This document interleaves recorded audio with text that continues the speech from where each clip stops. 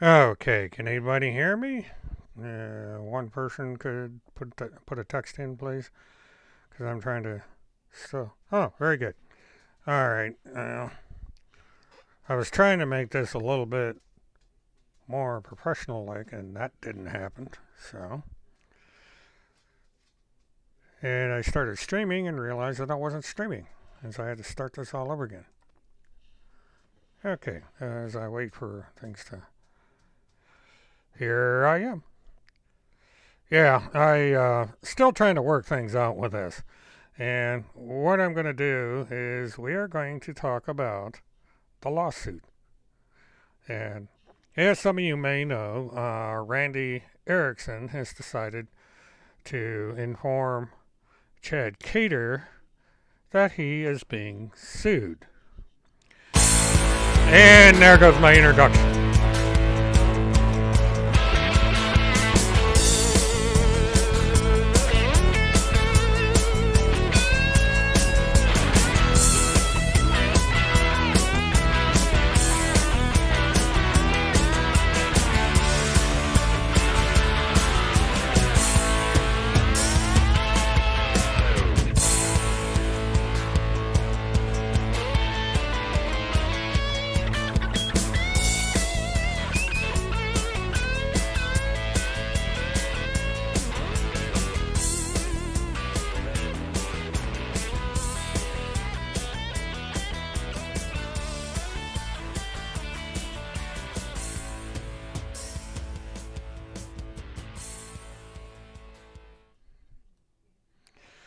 Well, that was weird. Um, I tried queuing this up from from my other channel, and it didn't work. But you know, if the music came through fine, if it didn't, oh well. All right, as I was trying to say when I got rudely interrupted by a bunch of music, uh, Randy decided that she was going to threaten Chad Cater with a lawsuit. And um, of course, what um, Randy did is she claimed to have written a lawyer and told the lawyer that she wants a letter sent to Chad Cater um, saying that you're about to get sued. And she's got supposedly in the letter, let's see, we've got one, two, three, four uh, JPEG images. So apparently, um, she wrote this letter, she put the screen caps in there, and whether or not she sent the letter, I guess we're all going to have to find out because this happened, I believe, on Wednesday or Thursday of last week. Um, Now, what's interesting about this is that Randy is now the power of attorney for Timothy Charles Homeseth. She took over allegedly or was a partner power of attorney. Tim may have had more than one power of attorney, but anyway, what apparently had happened is when Tim Homeseth decided to run away, uh, it was alleged that Chad Cater had talked to had talked to KP and informed her of where he thought Tim was at. This, of course, was not true. I have verified this through multiple sources that Chad Cater did not tell where Tim Holmes was for two reasons. First of all, he didn't know for sure where Tim was. And second of all, if he did know, he would have not told anyone anyway. He's that loyal to Tim.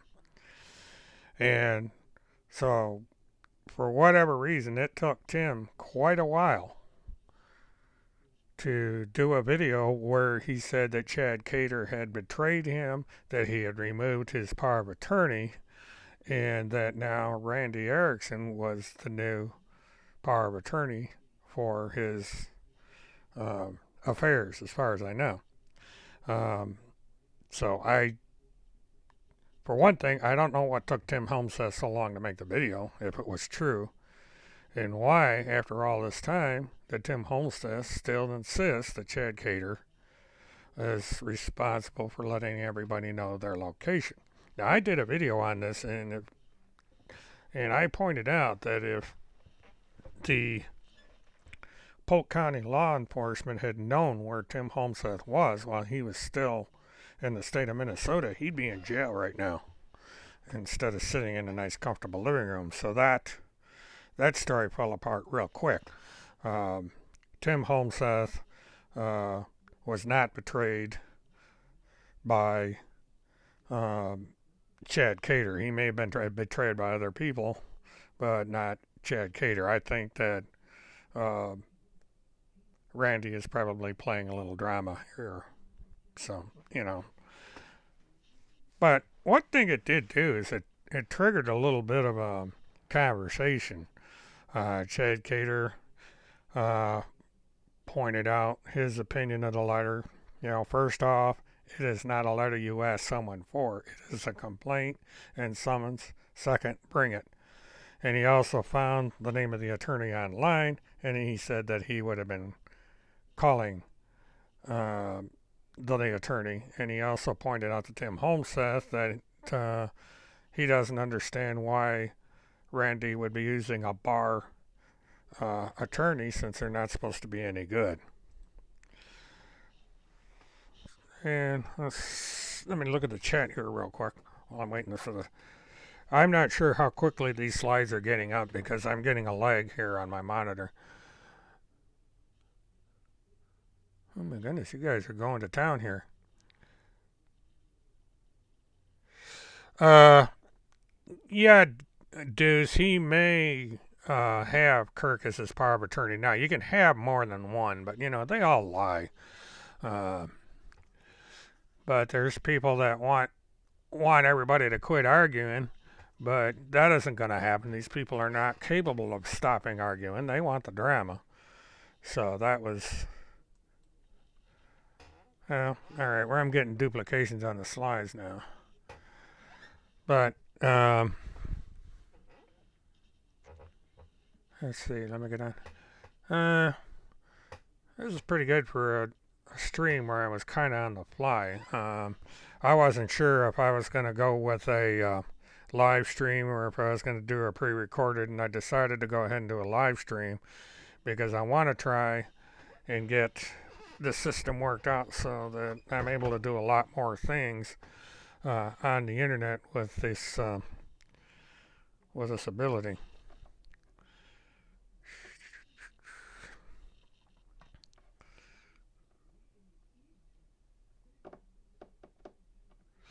And this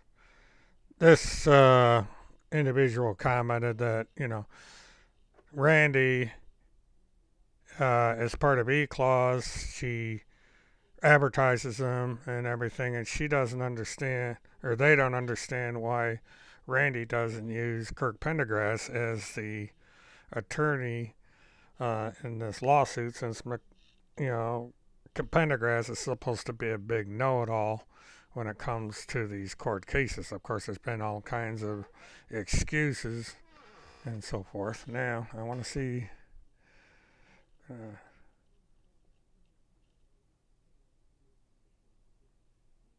okay, we got...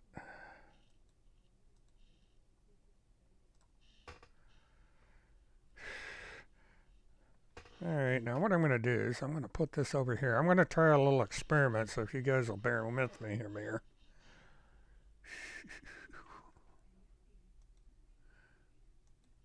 Here's what I've got. I've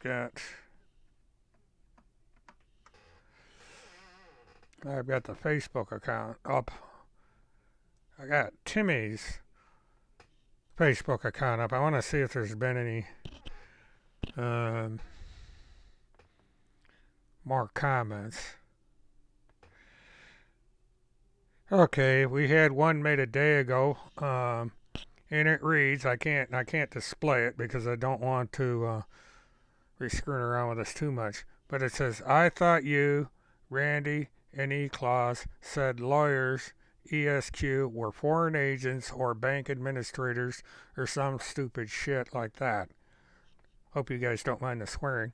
Why isn't Randy using E-Clause to sue Mr. Carter?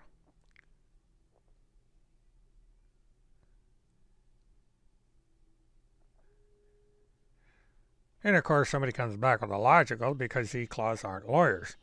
The only thing is that Kirk Pendergrass has alleged that you don't need lawyers, that you can represent yourself and do all this.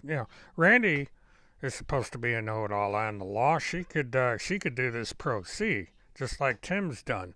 Timothy Holseth has done pro se lawsuits forever, and so there should be no reason with why Randy, file as her own attorney. And of course, the excuse comes up by one individual. Don't be obtuse. E-Clause has skills to apply in certain cases that bar lawyers lack. Yet in some cases, a white hat bar lawyer is good as gold. I didn't know there was a such thing as a white hat bar lawyer, according to these people. Yet some life experience before spotting off. The adults are speaking here. Well, I beg to differ on that. But the lawyers are either bad or good. It's interesting that the lawyers, if they're on your side, are good, and the lawyers, if they're not on your side, are bad. That's the way we're here. So, and Randy chimes in and said that apparently they had represented Jesse Ventura, but well, that's up to you. If you want to use a bar certified lawyer and you've got the money to do it, knock yourself out. But this is a top law firm in the state of Minnesota, so you're going to be chugging a lot of money up front. I'd like to know how she expects to pay for this lawyer. Unless the lawyer is just in a real generous mood, he's going to want some money up front. Because Chad Cater's not a movie star. Hi, Kingfish. And so he's not going to have a big bunch of money to go after, Eventually, if she's serious about the lawsuit, she's going to have to file this in court. And I'll be right there with my FOIA request to see just exactly what she's going to do. Lawsuits are a matter of public record, so the minute these things hit the court docket, I'm going to be there looking for it. Because I can bring up Minnesota courts and see what cases are being held in there. So I figure, it's going to take about a week or so for her to make up her mind what she's going to do, and I'm going to be watching. Now, this is 24 hours ago or more, so this is the latest stuff that I'm coming up with. This is a Saturday night, so all this stuff is going on Friday. And that, let's see, I'm trying to see if there's any more of these comments. It seems to be this is the limit of it. The talk seems to be dying down.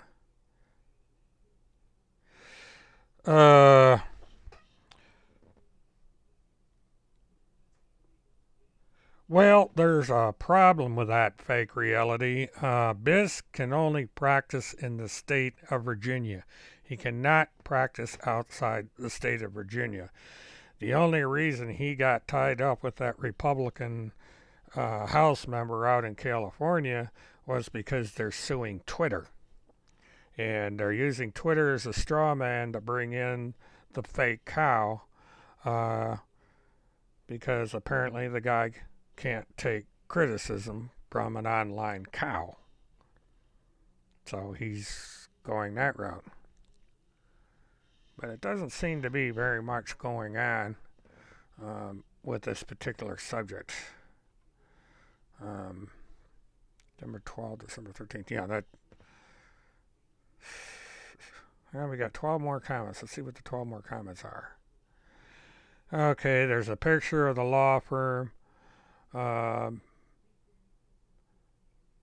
So it will be rather interesting to see if she actually hires this attorney and eventually how she is going to pay for the attorney. So we're going to be monitoring that situation just like Tim says. Um, be rather curious to see how this works out. But and on the Timothy front, let's see what else he's got going on. He's basically he's moved away from that subject. He's gotten into this field of honor thing, which I have no idea what that's about. Um, let's see. Agent 19 was involved in the plot to arrest Field. I think you're giving him a little too much credit. I don't know. I think Field McConnell was involved in getting himself arrested. You know, he just seized on this threats to Kim when he could have minded his own business and be home playing with his cars. But, you know, people do things the reason why they do them.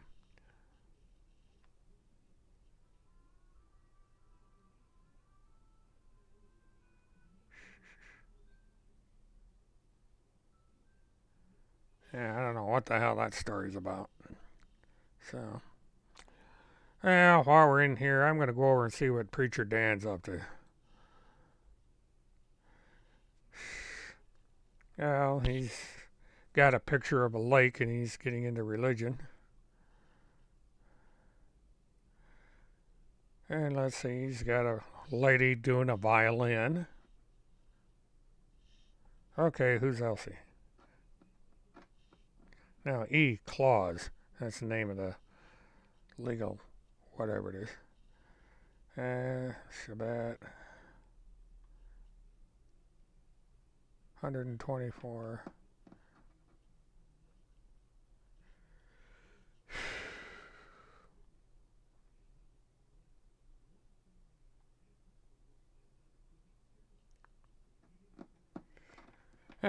Well, Preacher Dan's running around accusing people of being a pedophile agent. That's nothing new. His Facebook page is rather darn. Oh, he's got a rather weird picture of. It's definitely photoshopped. Sad.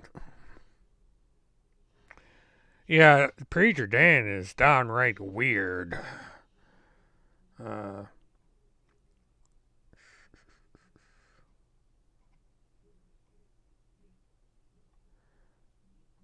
yeah, his Facebook page is nothing fun. What kind of pictures does he got on here? August 3rd, he's smiling. Picture of a menorah. Oh, Elsie the cow. Yeah, I used to drink Borden's milk. We had a Borden's Dairy in Florida at one time. Orlando.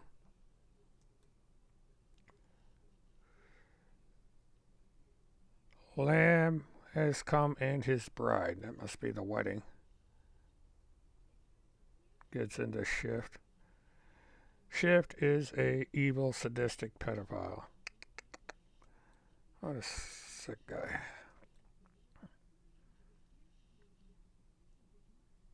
Yeah, December 9th, he went to the Liberty Bell. Boy, there is definitely money in preaching. Goodness.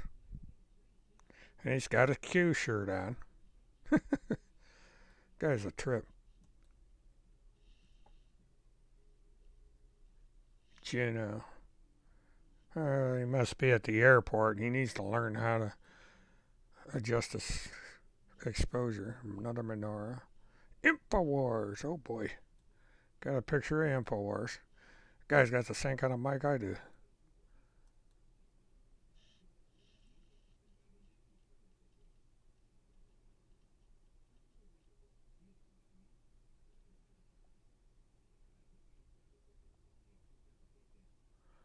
Oh, is that. Okay, Brian. I was wondering what that was.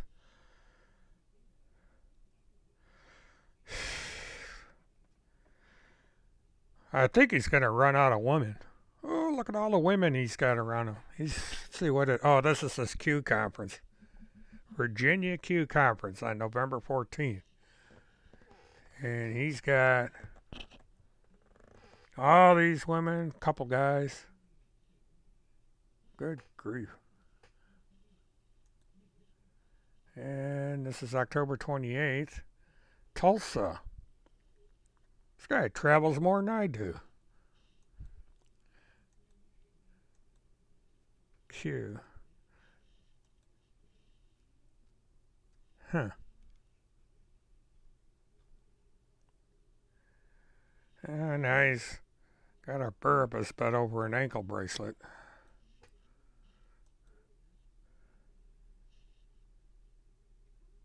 Albuquerque, New Mexico. Shalotsky's. No wonder he's so big.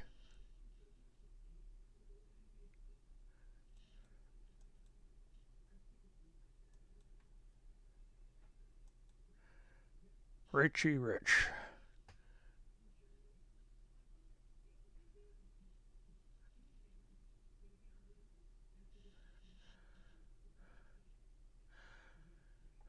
Huh. Interesting.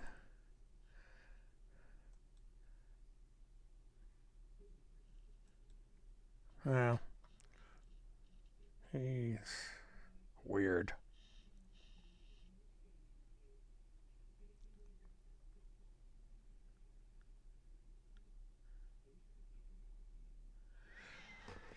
Yeah, he really is living high. Now he's supposed to go down to South Florida, or South Florida, and it's like, geez, yeah, I'm in the wrong line of work. Of course, Social Security ain't work, but what are you gonna do? Okay. Well, let's. Whoop. No, that's not the right one. I want to do this one. Let's bring this over here. What I'm doing is I'm poking around to see what some of the different people are doing online tonight. Um,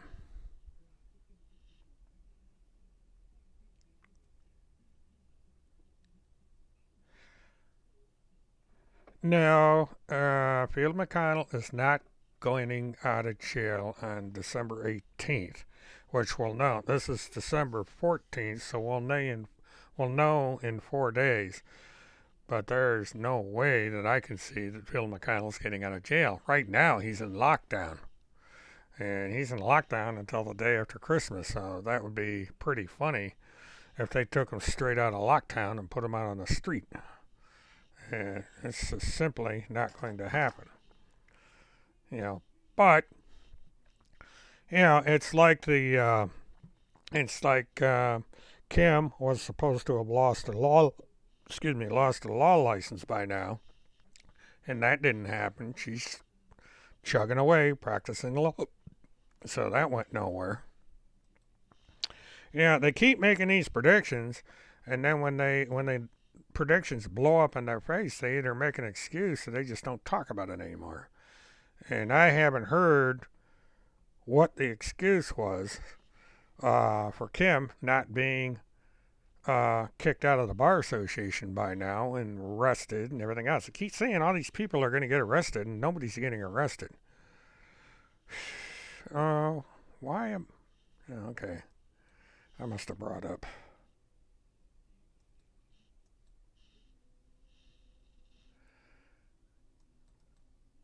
Okay, let me try this again. For some reason, got into the wrong browser. No, don't do that.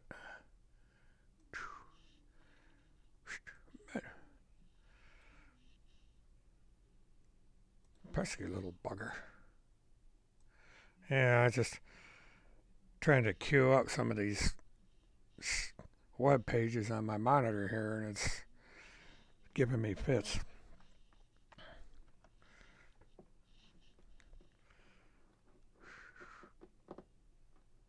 Oh, Stephen King's going to town.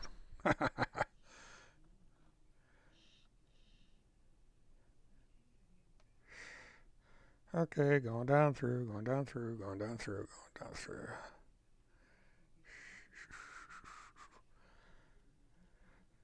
So far my timeline's got a lot of politics.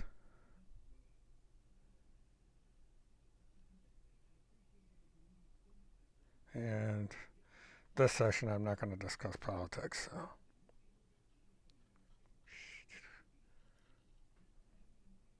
Alright. So, let's do this. Let's go over to Randy's house.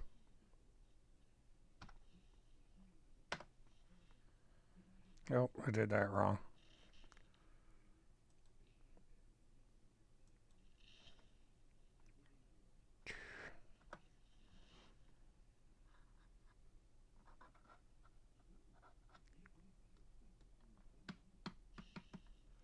Yeah, I don't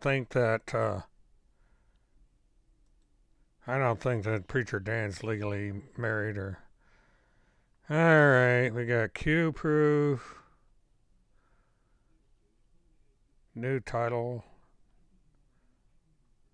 What the heck is all this?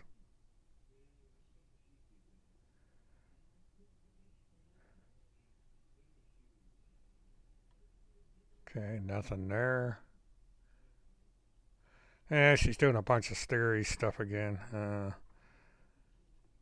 Nothing on the lawsuit so far. That seems to be a subject that's been dropped.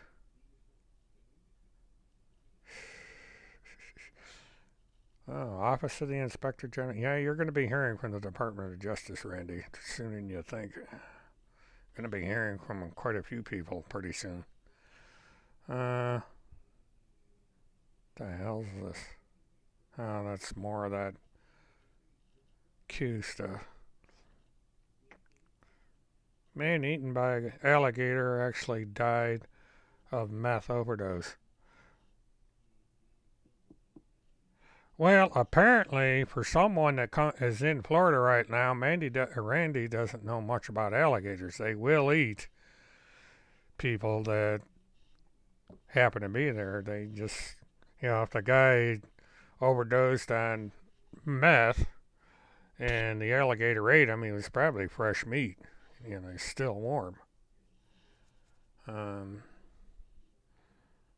Yeah, Preacher Dan's not married. that's I don't see that. 12 hours, nothing. 12 hours, nothing. 12 hours, nothing. Yeah, there's not much going on her page.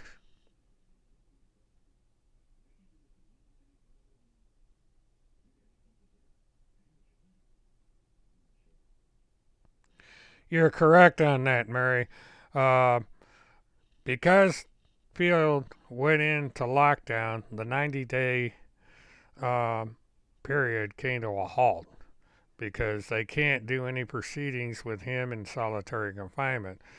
So what's going to happen is probably eventually the state of Florida is going to get around to negotiating with the state of Minnesota, or state of Wisconsin, excuse me, and when they want to go ahead with the proceedings to get him uh, extradited to Florida, and then the 90-day window opens back up again. They're on the first month of a 90-day window.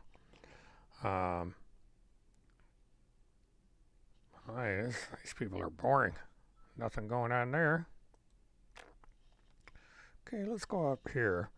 Now, if I see anything here, I can go and do audio. Yeah, why did it... Okay. I went into the wrong window, I bet. Yeah, here we go. This is what I want. All right, anything new on here? It's got me live. Wanted to do some audio. Oh, what's going on here with Kirk? Okay, let me bring the volume up. And let's see what we got. Freedom of speech, 2 days ago. And yeah, so again, Glow did this one, so Glow, I'm copying your audio. And a lot of people are talking about freedom of speech here. The thing is you're free to go on your own YouTube channel and speak and be responsible for what you say. You do not have the right to trespass upon someone else's right to freedom of speech. It doesn't work like that. So if somebody doesn't want you on their channel commenting, they have that right. Fundamentally, principally, they have the right to say, I don't want you here. Too bad. I don't care if you like that or not. That's just reality. I mean, can I come over to your house and you tell me, no, I don't want you at my house? Well, I have the right. I have the right to liberty. I can come onto your property and I can come into your house and I can say whatever I want because that's my rights. Like I said before, those rights impose a duty, and that line in the sand, and you have a duty, a moral and ethical obligation to respect the rights of your fellow man and not to trespass on someone else's rights. So I know that's a rather hard concept for some people to grasp, but it is what it is. Now, I think what got him all riled up was Agent 19 went over there and basically body slammed him, which was one of the most fascinating videos I've heard in quite a long time. Uh, to a point, I agree with him. I used to have a private channel set up when I was on Pal Talk, and I was getting people that would barge in there because I had a password set up to where I could only invite people. And the only reason I did that, it had nothing to do with freedom of speech. It had to do with keeping the 4chan trolls out of there because they were ruining the station. So only on that do I agree with him. But, when he's slandering people and stuff like that, then that falls by the wayside. And yes, he doesn't like to have people challenge him. And let's see what else he has to say here. Either you fundamentally, principally grasp that concept, or you have some psychological problems, whether or not you have an IQ greater than room temperature in Alaska or not. Plain and simple. You're either sane or you're insane. And I'll say this. Sometimes it's hard to tell. I'll say this: those of sound mind, looking from the outside, can see, right? They see who the ones that are insane and who the ones that are not. Yeah, Agent took him to task quite thoroughly, and he's not so much complaining about the fact that he got invaded, so to speak, by a trespasser. He's complaining about the fact that he got to look like a horse's ass by the time they got done with him, or by the time Agent 19 got done with him. This guy knows absolutely nothing about anything. He needs to go back to fixing cars. Now there are sometimes extenuating circumstances, such as whatever the person may be going through, whatever the man or woman may be going through emotionally, can have an effect, right? Some things like let's say the death of your mother, your father, your sister, your brother. You're going to have an emotional response, and sometimes people can't quite deal with those emotions and react. I mean, like anger. Okay, anger is not bad, right? It's the actions that people take while being anger out of that anger. Anger is a natural, healthy emotion. It's angry, not anger, dumbass. It's the actions and how you deal with that anger is what makes the difference. Now, I also would like to bring in a little tidbit here because I'm quite passionate about not just my rights, but your rights. And given what I've been through in my life, I've had lots of my rights violated, trespassed, abused, sexual abuse, physical abuse. Okay, I know about that. Being kidnapped by CPS, put into foster care, being told that my mom doesn't want me, my mom doesn't love me. Okay, there's some emotional PTSD, what they would call PTSD, but triggers for me, I guess. Okay. Now, this is something I got at a little bit in my previous videos. There's always something in the past to these people that trigger this. The system is crooked, all the lawyers need to be kicked out, and the whole system started all over again. This is it. He just nailed it. He's had this big tragic past where he had a bad experience, and now he's taking it out on everybody, including KP and anybody that disagrees with him. This is exactly what I had thought was going on, and now he's confessed to it.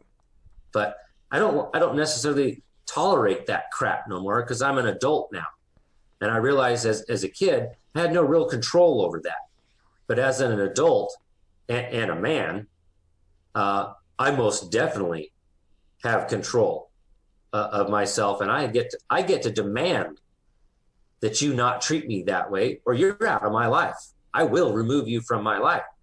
I will not talk to you. I won't answer your phone calls. I won't answer your emails. I won't go over to your house. I won't invite you to anything.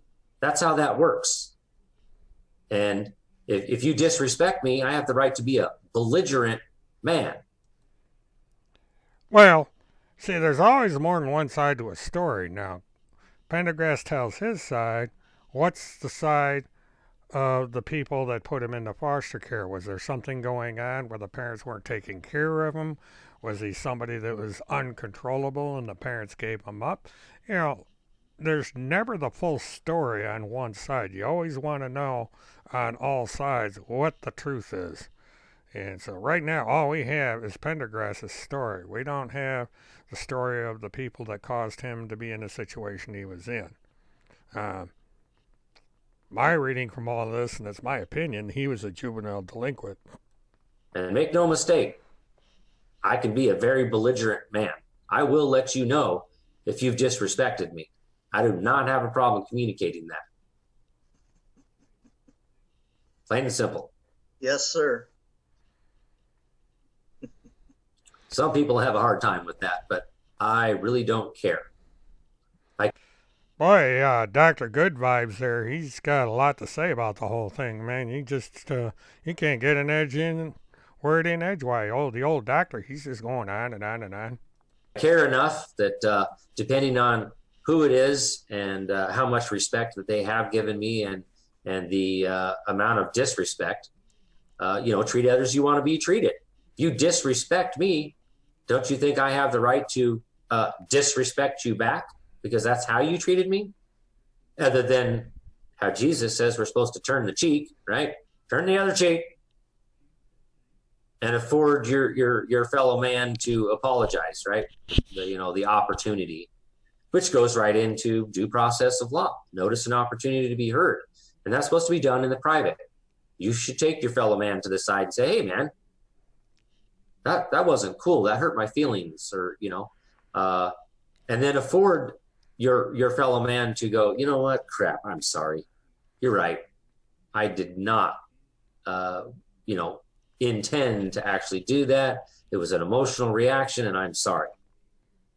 And that's between the two people, and that's it. It doesn't have to be in front of anybody else. It doesn't have to have anything to do with anyone else.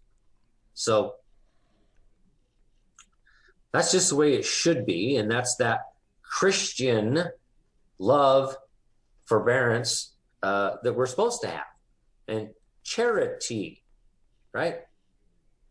Supposed to have that Christian love, forbearance, and charity as the ideology of this nation called America. I notice he's got the shade down. He probably wants to make sure no drones are flying around. That's how we're supposed to be treating one another. Anything else you guys would like to add? I'm just going to put in another. I know Field continues to want me to bring out the Remnant Warrior Conference that's going to be held March 5 through the 8th. I don't think Field's going to make that, guys. You may want to change your plans a little bit. Okay, so just for those that are tuning in a little bit late, I'll just Yeah, hi Tom, how you doing? I'm just playing around. I can't get video on these stuff yet because I'm still trying to work out the kinks on my software here. So it's just I started out with a lawsuit that Randy Erickson fired off, and now I'm just basically wandering around different topics, just making a general conversation out of this. Um, so far, so good on this stream, anyway. Well, let's see. Let's get rid of Kirk Babel and see what. I didn't mean to go out of YouTube, but oh, it's all money.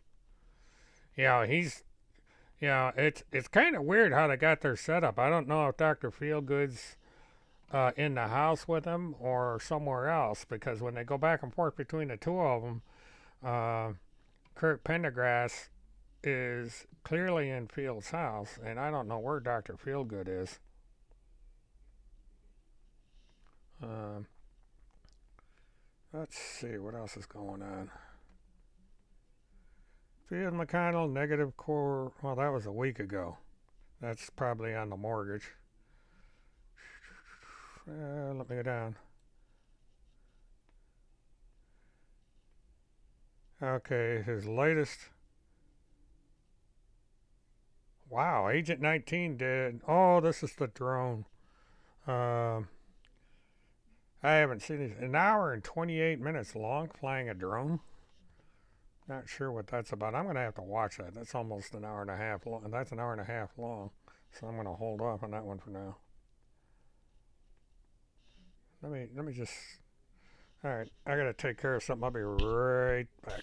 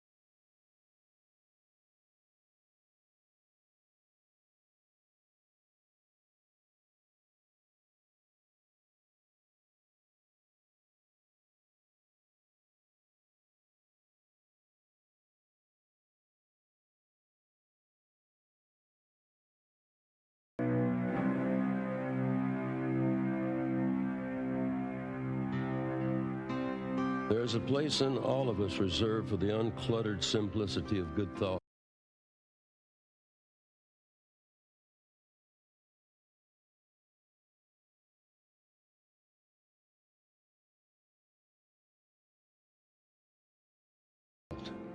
It is a harbor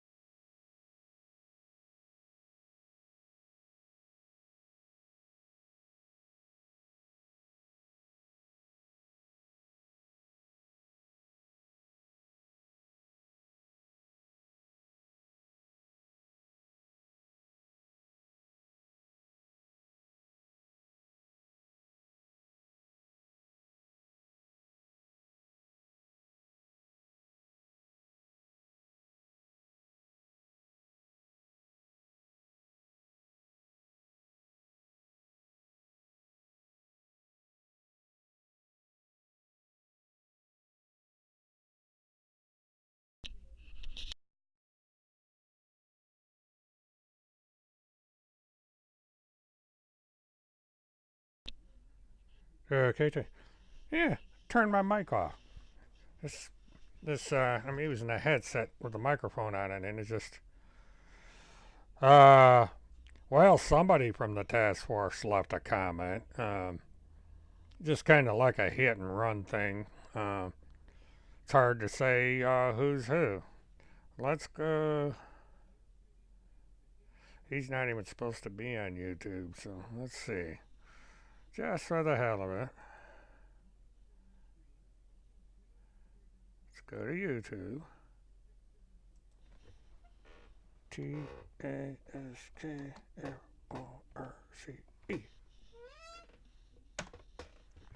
And nobody's here.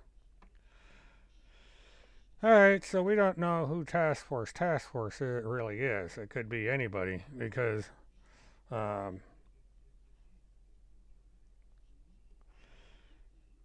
I see Task Force Hamer. You should know the bar member is representing more than one of us. LOL. Well, that was a hit and run because there's nobody by the name of Task Force on YouTube. That's has that logo that he stole from the United States Air Force.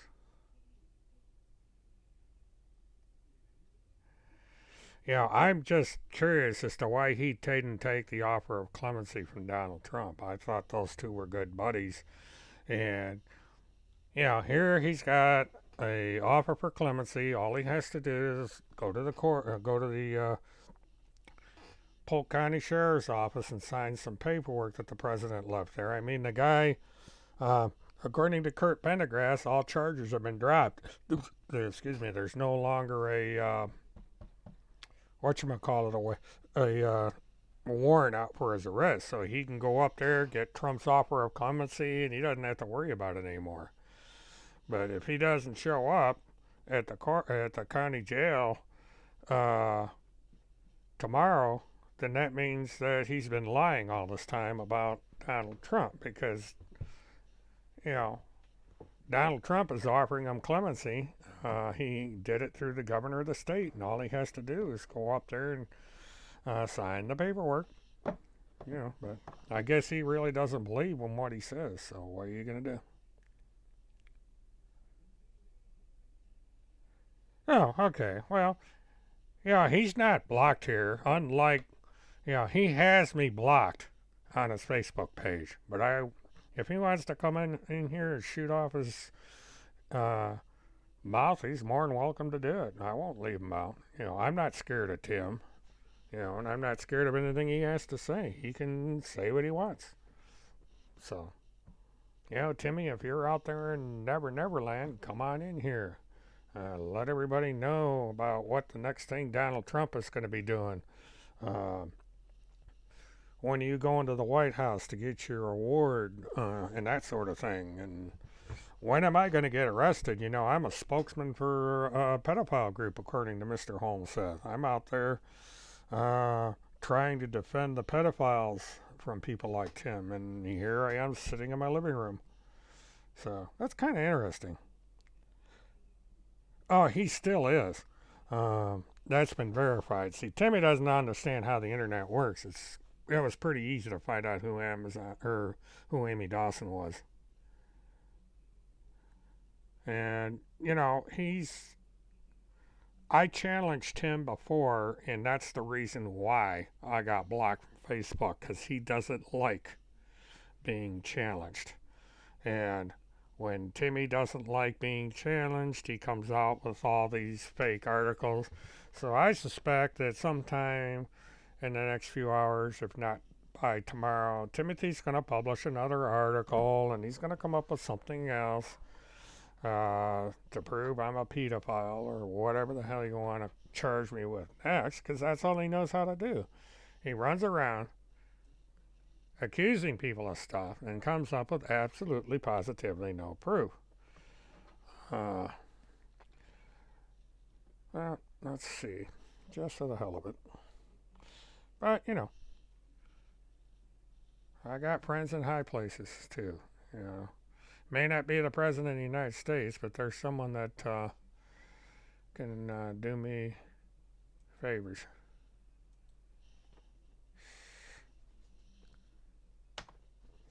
And actually, Astro knows one of my friends, so that would be rather curious.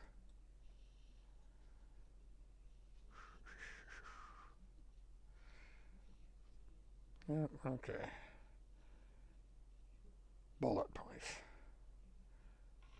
Yeah. Oh well. That's.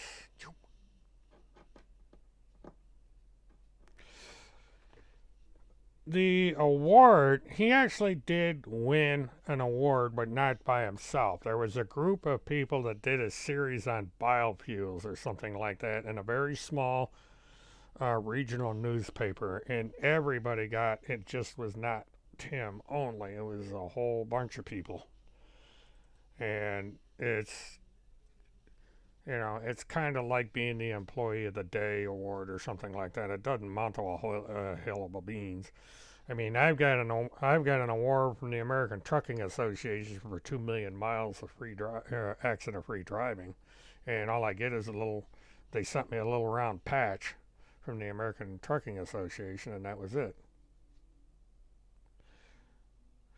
Yeah, it's Timmy gets the reprieve, but he has to go to the Polk County Jail and sign the paperwork. It's waiting there for him to sign. And if he believes Kirk Pendergrass, he will show up sometime tomorrow in East Grand Forks, Minnesota, and get the paperwork signed so that the governor can issue a formal retrieve. He's got to sign the paperwork in order for the governor to do it. That's what I've heard anyway. This comes from two different sources that Tim Holmseth has been granted clemency so long as he signs a piece of paper that is waiting for him at the Polk County Courthouse. Chad, you're welcome anytime. Let's see how I can do this. Hold on just a minute, Chad.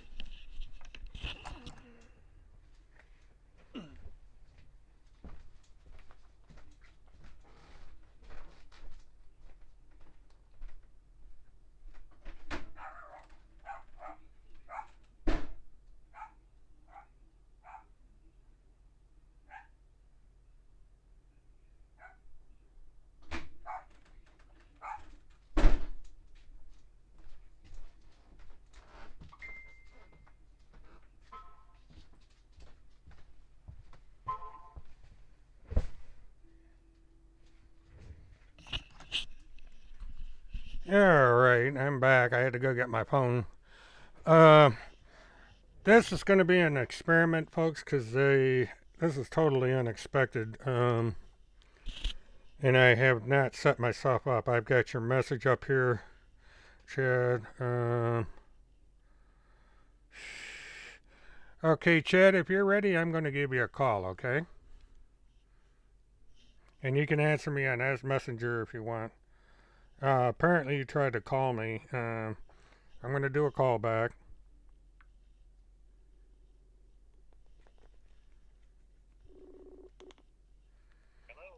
Hello? Okay, Chad, let me get the... trying to figure out what's going on here. Okay, why am I not... Yeah, hold on. Chad, can you hear me at all? Okay, I'm trying to get it to where I can get you on the air, and that's what I was totally unprepared for this. I apologize for that. Tom sent me the link to your video here, and I was just like, screw it. I'll go on live for a little while. If I don't feel I can answer things, I'll just tell you that, and we'll go from there. All right, Chad. Well, if you want, why don't you outline for everybody just exactly what's going on with Randy as much as you want to tell? Honestly, I'm not really sure. I think I've kind of seen a pattern, and I think other people do also. other than the hardcore believers, that when you question things, you get attacked. And it's, I'm working on stuff right now in response to that, which I don't think they'll really be prepared for. I was actually doing that when Tom sent me the link to your video, and I started watching that. But it's just to me, it's you question things, you get attacked. That seems to be what they do. And for the people out there that don't know who I am or anything, and I have people that will vouch for me very openly. I went into this with a very good heart, and I didn't go into it for the pedophilia thing. I was more of a court watcher, and that's why I got involved, and I ended up being supposedly a part of this team right up until I started. Chad, I just want to interrupt you to read something here, because I think Tim Holmseth is on here, and this is from someone calling himself Task Force. He's saying, "Remember, Chad, you have been given notice to cease and desist. You were given that notice on 11/15/2019. I just wanted you to know that. I think this person's been in here too." That's Randy. Oh, it is Randy. And her notice says I'm supposed to stop communications with her, and I am not communicating with her.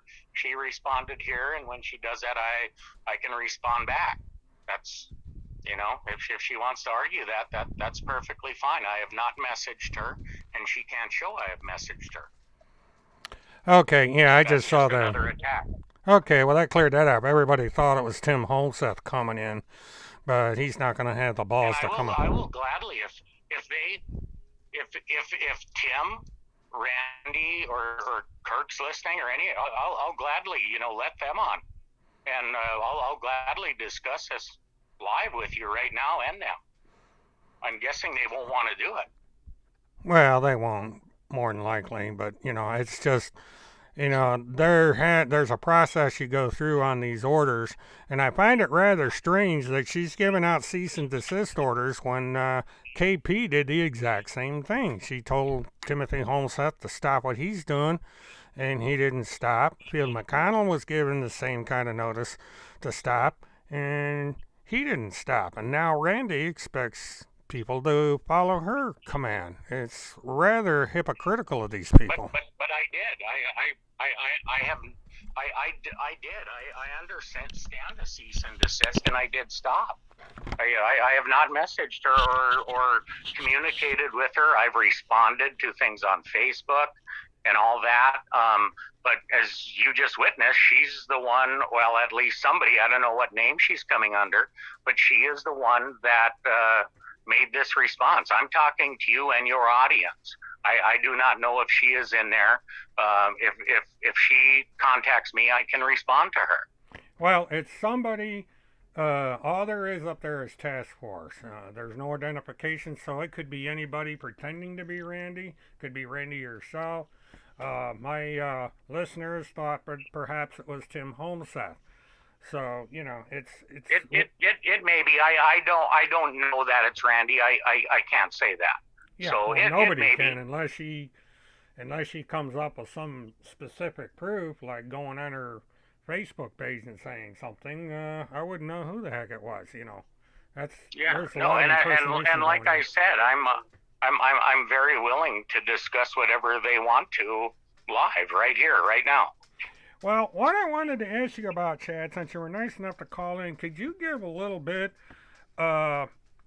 insight into when Tim Holmseth left? You and I have had conversations before about what you did and did not do in regards to, one, helping Timmy to get out of the county, and also when it came to Tim's accusation that you had betrayed him to Kim Pacazio.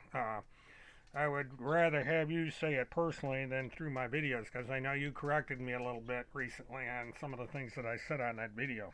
Yeah, go ahead. Yeah. from what I understand, and what I believe it was Tim posted, he the basis for which he thinks I was a traitor is from a tweet by Levi Page, who I have recorded where Tim is really denouncing Levi Page. I don't know Levi Page. I have, I guess I understand who he is just through Tim and what he posted about him. But in my opinion, Tim openly said that this guy cannot be trusted and all this, but that's his basis for saying I am a traitor because of that post. Now, there's some secondary stuff there through, I'm not going to get into a name here, but, if the person that's listening in that I think is, they'll know who I'm speaking of. They replied to a friend of mine in a message, which my friend was standing up for me. They implied somebody else had stated something that may have been there. I have witnesses that will discredit all that, and it's there's no evidence of it, and I've actually challenged. It's like, bring that proof forward. I started an administrative process which that needs to be done legally before you take things to court, which Randy has basically said that she is doing. I have a message saying Tim is initiating a lawsuit against me, and then there's the Randy's doing this. So I'm not sure who's doing what, because last I knew, Randy had full power of attorney over all of Tim's affairs. So if she's talking with an attorney, I don't know if she's doing that in her individual capacity or her representative capacity for Tim as power of attorney. Yeah. And that's part of what I'm doing right now is I'm contacting her attorney. I have a letter that's partially written up, and I'll see what he says, and then I'll just proceed from there. Okay. But if I can interrupt you a little bit, what I'd like to do, if you don't mind, is could you go through a little bit what happened the night that Tim Holmseth left? I know you've told me a little bit, and I think the people would like to know, as much as you're willing to tell, about what happened that night when Tim missed his appearance in court. I never saw Tim that day. So basically the timeline, to the best of my recollection, I picked a couple of people up at the airport to actually go to the event, and Tim nor Randy were there, and I can't say for sure. I don't remember what it is. I've saved all my phone calls get recorded, and I've saved all my messages, and I don't remember. I believe it was the following day after I spoke with Kim Picasio when she approached me in the bar at the hotel. That I was told by Randy that Tim had given her his laptop, I think. And again, don't quote me for verbatim on this. I'm just going through my memory, not facts of messages or anything like that. But his laptop, his cell phone, his car keys, and he left with somebody. Now that brought up a little confusion to me, as I also, either through a phone call or a message, was told that Randy and Tim were at the hotel the day before I got there. And I don't know when when they left, or if they were even there, other than what I was told. Mm-hmm. So, that would be pure speculation on my part.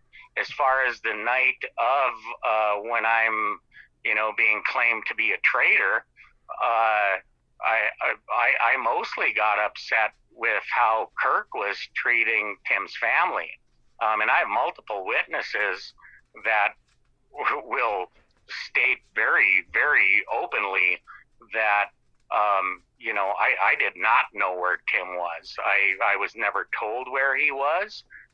They have, there's no proof that I did. My conversation with Kim, we were together for, I don't know, 2.5 hours.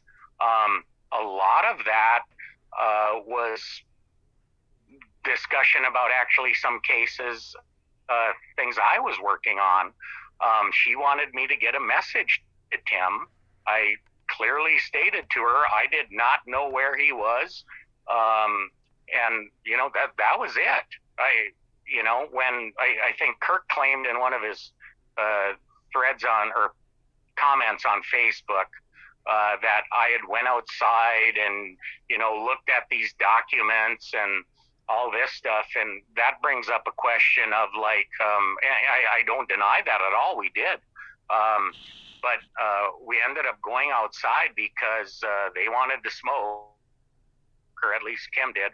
I don't remember if her friend did or not, but we were discussing things I had going on, and I had that paperwork in my pickup. And we went out and I showed her some things. A lot of this went back to the conversation of the whole sovereign citizen movement and different things like that. So it actually wasn't a case of mine. It was more things that can pertain to cases and a lot of the stuff Kirk talks about. Okay, what I wanted to get to, if I could, so you're stating for the record that you did not give Kim Picazio any information on Tim at all, as far as where he could have been, where he was, or anything like that, correct? I think it did get brought up, and I believe by Kim, that they already knew where he had been, but where he was, I did not know, so I had no information to give. Everybody already knew where he was through Kim and my conversation that night. She told me that straight out. And even Randy had told me before that, which I have these messages of. It's like, oh, they posted my address on Facebook, and I have cars sitting out on the road and all that. So, I mean, honestly, to me, that was no big secret. Yeah. Well, see, the thing of it is that the cops really wanted to arrest him, and they thought he was at Randy's house. They would arrest him. He wouldn't be sitting in Wisconsin right now. So that whole thing doesn't make any sense.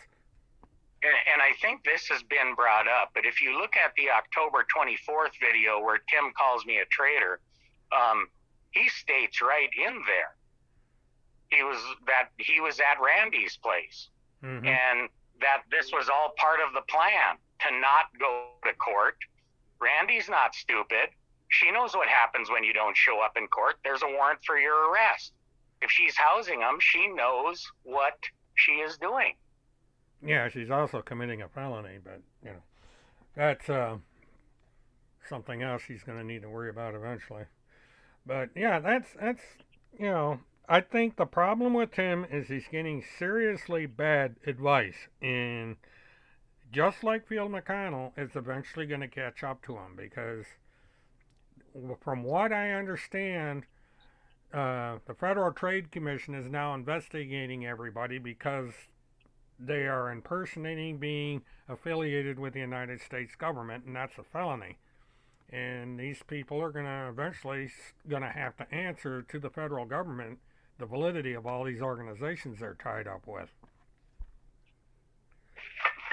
Yeah, I agree. I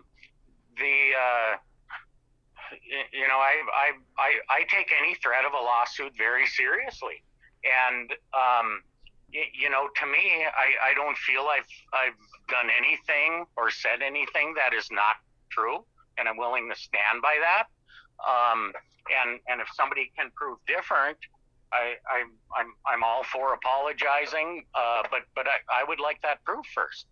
And to me, what they're bringing and what I know is my opinion is it's just being done to try and keep me quiet. Well, that's probably what it is. It's known as SLAP, which is strategic lawsuit against public participation, and this is done a lot. That's why Tim Holmseth sued me, is to shut me up. And it didn't work, of course, because I'm a resident of the state of Florida. And if he wants to sue me, he's going to have to come to Florida and do it. Um, they use what's known as a straw man to get the lawsuit into Virginia because that's the only place that particular attorney can practice law. So, for the life of me, I don't know how she's going to be able to pursue this lawsuit because in a civil defamation suit, the lawyer will not work on condition or on what they call contingency because you don't have enough assets to warrant that kind of compensation. So she's going to have to pay out of pocket a retainer in order to sue you. And just, because, and lawyers are not cheap. She's going to find out real quick that she's getting into a mountain full of money. And I don't think this lawyer's, judging from the law firm, what I know about them, they're not going to do this for free. No, I would seriously doubt it. And I actually spoke to a legal professional also, nothing retained or anything like that. But, I was told directly, it's like, skip your local court, go straight to the federal court and take action, Mm-hmm. And, honestly, I'm just sick of this whole thing. Multiple friends of mine have put in many, many hours, many dollars, and, they know me, they'll stand by me. And, it's just, to me, it's just ridiculous. But, I wouldn't care if they weren't harming other people, but I get calls or messages, and it's like, okay, we did what so and so said. That's I'm not going to say names, but involved with the team, and it's like now I'm facing felony charges, or they end up having to take mental evaluations, and they're harming others through this. And on basically for full disclosure, and I've said this to Kirk, I posted this in the thread. It was like the knowledge, they have a lot of knowledge, but it doesn't mean it's applicable, at least without, I won't get into all that, but at least without many other things being put in place. Mm-hmm. And when you give that advice, it's not good advice, and it's harming people. No, he's giving extremely bad advice. I would estimate that Field McConnell is probably going to be spending a minimum of 5 years in prison because of the felony counts against him, and it may be more than that because he's got a minimum of 2, probably as many as 4 felony counts staring at him, and it's going to be anywhere from 5 to 10 years. So he's not in good shape, and now he's not. They said that he's going to get out of jail on the 18th, which is 4 days from now, and that's not going to happen. And he's going to be in jail on Christmas Day, and that means that Bill McConnell is going to have been in jail longer than Tim Holmseth has ever been in jail. Yeah, and honestly, I mean, I don't know Field. I met him. I shook his hand that night at the hotel. But honestly, at that point, I was turned off to this whole thing, basically, just because there were so many unanswered questions and so many things being said that could not be proven. And that's what bothered me. Mm-hmm. I believe in that. I believed. I'm not going to say I believe now. but I did believe in what Timothy believed he was trying to do. But I think it's all been twisted. Again, that's my opinion. But things just weren't right. Many people have seen that. I don't know. Things took a turn. Yeah, they did.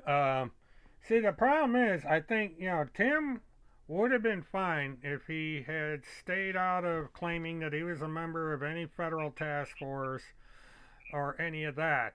Uh, the problem is when you start saying that you're part of the United States government in any way, shape, and form, and you're not, that is a serious felony. And on the other side of the coin, he is also collecting money based on that information, which puts him in the crosshairs of the Federal Trade Commission because he's committing wire fraud. So they are in very, very serious trouble. I know, and I can't speak for anybody, but I believe there were really good intentions going into this. But my friend Tom and I, it's like we couldn't prove the truth, and that's I had a phone conversation with Timothy, and I told him straight out. I was like, Tom and I had this conversation, and it's like, for us to morally support you, we need to have some proof of the claims you're making. And he flipped out at me. The F-bomb was flying, and he was like, I'm so sick of proving all it. And I have that recorded also. I'd have to dig to find it, but I do have it. And it was like, okay, and he hung up on me. I didn't say anything back, and it was 5 minutes, 10 minutes, I don't know, half hour, and I got a message saying, he was sorry, but he's sick of people asking this stuff, and I've been a good friend to him, and but it's just like, it shouldn't, when you have good supporters, you should be able to verify things to them to keep their support, in my opinion. Well, and that just didn't happen. See, when you're representing something, and you're going on websites and broadcasts like this one and telling people that you are third in line to the President of the United States, and you are part of this huge, massive effort to have United States Marines flying around in Air Force aircraft saving thousands of children, people are going to want proof. It's common sense. It's like, I could go out and say I'm a United States Marshal, but I have to prove that. I would have to show you identification. I would have to show you my badge. I would have to give you contact information to the Marshal Service so that you could verify that. You just don't get on the air and say you're this, that, or the other thing. That's a federal offense, and you can go to jail for it. And so, bringing up federal marshals, I have a friend that's a U.S. Marshal, and Randy made the claim when there was 2 federal marshals in the court, which one of Tim's hearings, which I did not notice they were there. I just didn't. Randy claimed that she was the one that called them in, and I gave a call to my U.S. Marshal friend, and he kind of laughed at it. Honestly, he said we could be there. He said if there is crossing state line type of issues, monitoring the case, or if there's an ongoing investigation into any of the parties. And being I said that, I am assuming that it could be twisted now from the other side that, oh yeah, an ongoing investigation, and they're gonna say it's against Galsted and the judge and all this stuff. But no, he told me, he was like, we could have been there, but he said as far as somebody calling in, he was like, that's not gonna happen. No, there's procedures in place. They have very specific mission, and they usually don't get involved with that sort of whatever Randy's claiming. If they were in court, I happen to know that there are U.S. Marshals in the court, and somebody has told me why they think they were there, and I really can't get into that, but it's not what Randy thinks. No, and I know what you're talking about. I do. Yeah, so that, so that's, considering the situation, there were U.S. Marshals in that courtroom, but that's as far as I can go with it. And, Yep. the problem, it's not the U.S. Marshals that's going to be investigating Randy or, if she's done anything wrong or Field or Kirk. It's going to be people from the Justice Department, possibly the FBI, and it's going to be done through the Federal Trade Commission because this is an economic crime that's going on. It's actually a combination honestly, of things. Honestly, that's what I was basically told was to contact the FBI about it. That one, I don't know if you've seen it or not, but which again, now if Randy's listening, I have it all downloaded, printed off, all that stuff. She stated outright, "We are coming after you." And it's like, okay, I feel that's a threat. I really do. The way I've been attacked, being called a traitor and everything, I was told you should contact the FBI because of, Tim's warrants out for his arrest. A lot of this stuff through Joinder, all these other people involved at crossing state lines brings it federal. Randy claiming to be a tax court judge, which I have multiple witnesses of and even public record of, that she stated it on the public record. It's just a multitude of things, and I'm really I know most people. I've been called evil, a troll, all this kind of stuff, and the only reason I am still involved is because of the people that contact me, because they know I've spoken out and they say they've been harmed through this. And multiple of them have told me that they will come in and testify or stand with me, whatever it may take. And that's not, if they're listening in, that's not a threat. That's just fact. That's more fact than they can bring up that I told Kim Picasio where Timothy was, when he skipped out on court, which, in fact, he told the whole world with his video and basically implicated Randy in aiding and abetting a fugitive. That's correct. I mean, I've seen all of his videos. And he basically said that is alleging that Randy is the leader in that particular effort. So if Randy has a problem, it's going to be with Tim because he's betrayed her. He's a braggart, and he likes to brag about things. And he sits there and he goes out, sits in a 2012 Nissan Rogue. And I happen to be a car dealer, and I know who owns that car. It's very easy to find out. And so the person that owns that car, I would guess, just a guess. I would guess it was probably transferred into Randy's name. Well, I just know that because I'm a car dealer, I have access to information, and I know who the car is licensed to, and we have been able to figure out what shopping center he was at. I was going to do an eye in the sky video and discuss all that, and I've been delayed because of all this new stuff that keeps coming up. But eventually I'm going to go into that, and Tim is going to understand that if somebody wants to find you, they will find you. There's no hiding. So, basically Tim's location is known to the second every day, every hour of every day, so there's no place he can go and hide. As long as he stays out of the state of Minnesota, he's not going to get arrested. That, at least on the misdemeanor charge. If it moves up to felony, that's a different story.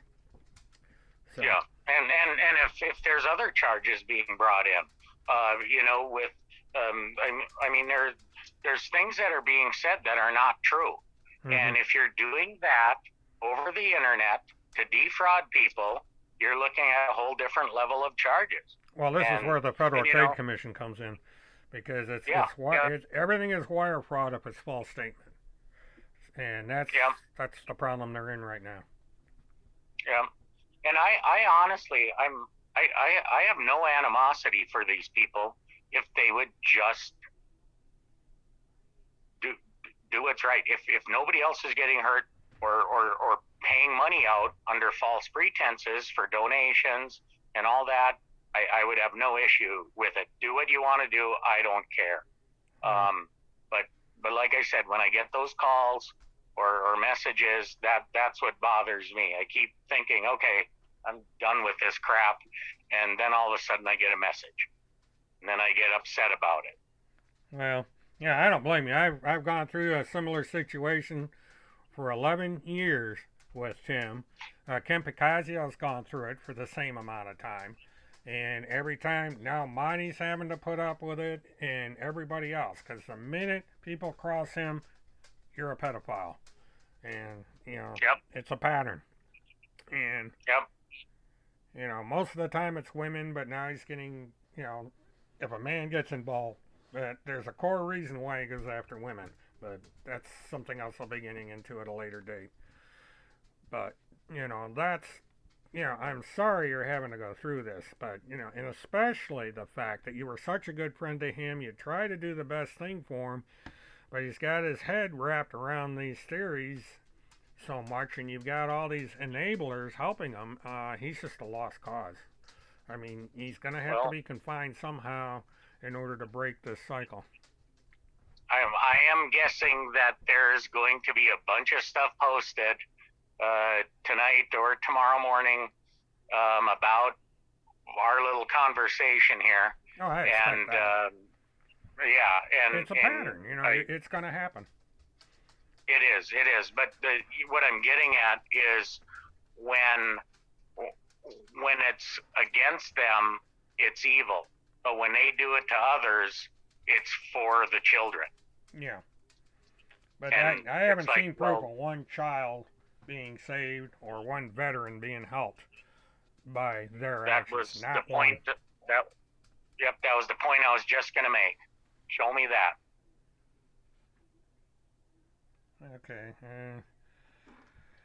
I got to do something here, and this darn program came up and blocked the screen. I got to get rid of it. There we go. Okay.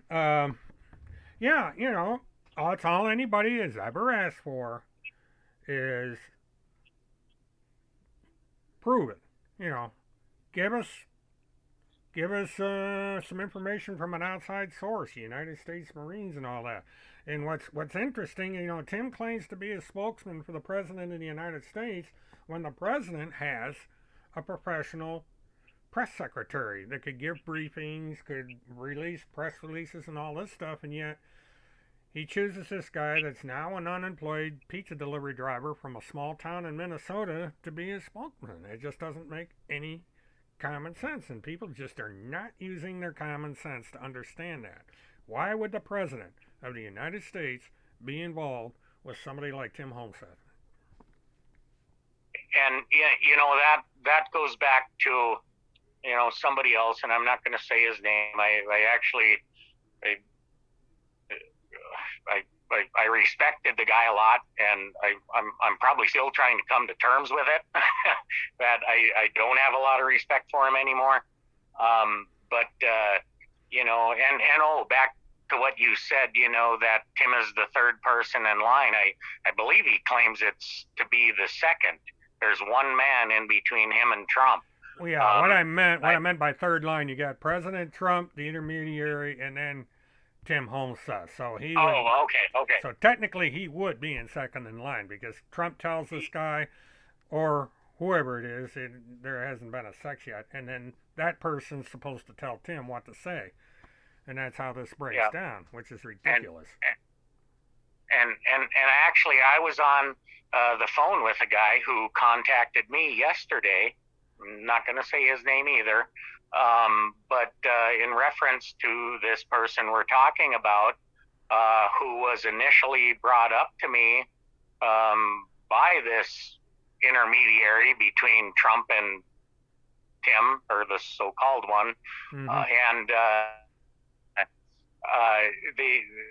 this guy, the intermediary, he was the one that told me about this guy and how brilliant his friend is and all this stuff. And in doing some research, this guy found out I was researching this man, and he got a hold of me, and I brought up, what he's doing, what he's claiming, and he had no idea about what this intermediary is doing. And this intermediary told me and multiple others, how wonderful this guy is. And he is. I'm not coming down on that man at all. He came across as extremely intelligent and a really nice guy. He just didn't know. So, there's a lot of things that are being claimed that nobody will stand up and prove. They just attack. When you want the verification, you get attacked. Yeah. And as far as like a lawsuit, it's like, well, whatever, bring it. Well, okay, yeah. Tom Morrissey wants you to wrap up. He's got to go to bed. Poor guy. Tom's a good man. He was there when I went to Tim's trial on I think it was March 11th of 2019.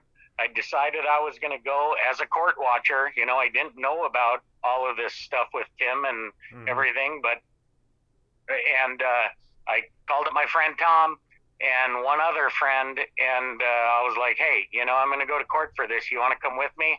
And he's been at every hearing of Tim since then and stood by Tim, and you can look back through all of it, and now he has, as far as I can tell, I can't speak for him, but as far as I can tell, he has, not one shed of belief in what Tim says anymore. Well, I think after a while, people just, they come to realization, this dog don't hunt. There's just too much weirdness here. And Tim has gotten so far off into the twilight zone with this pedophile task force business that he's lost. If he had any credibility, he certainly doesn't have it now, because that's just turned into an absolute fantasy. And I'm not understanding people that believe in that thing. I really don't, because it's just, I don't care if you believe in the deep state or any of this other stuff. When it gets down to being that close to the president of the United States, and you're just a Joe Blow driving around with pizza in your car, that just doesn't happen. So no, I don't know where he doesn't. came up with this stuff. And to me, it's keeping a good story going. And why do you keep a good story going? It's for some type of a benefit. I'm not going to claim it's monetary, but pretty much every one of them ask for donations. Well, there's two sides. There's either attention or donations. It's going to be one. It's going to be one or both. And what surprises me, and I've done a video on it, Tim has a lot of talent. He's a writer. He knows social media. He can do graphic arts and all that. He could do a lot of good if he would just turn his life around, but he refuses to do it. He's wasting his talent on garbage, and in the end, it's going to catch up to him, and that's sad in a way. But it is. I agree with you. I think he is also. And I know I've heard you mention the kind of the transformation of him.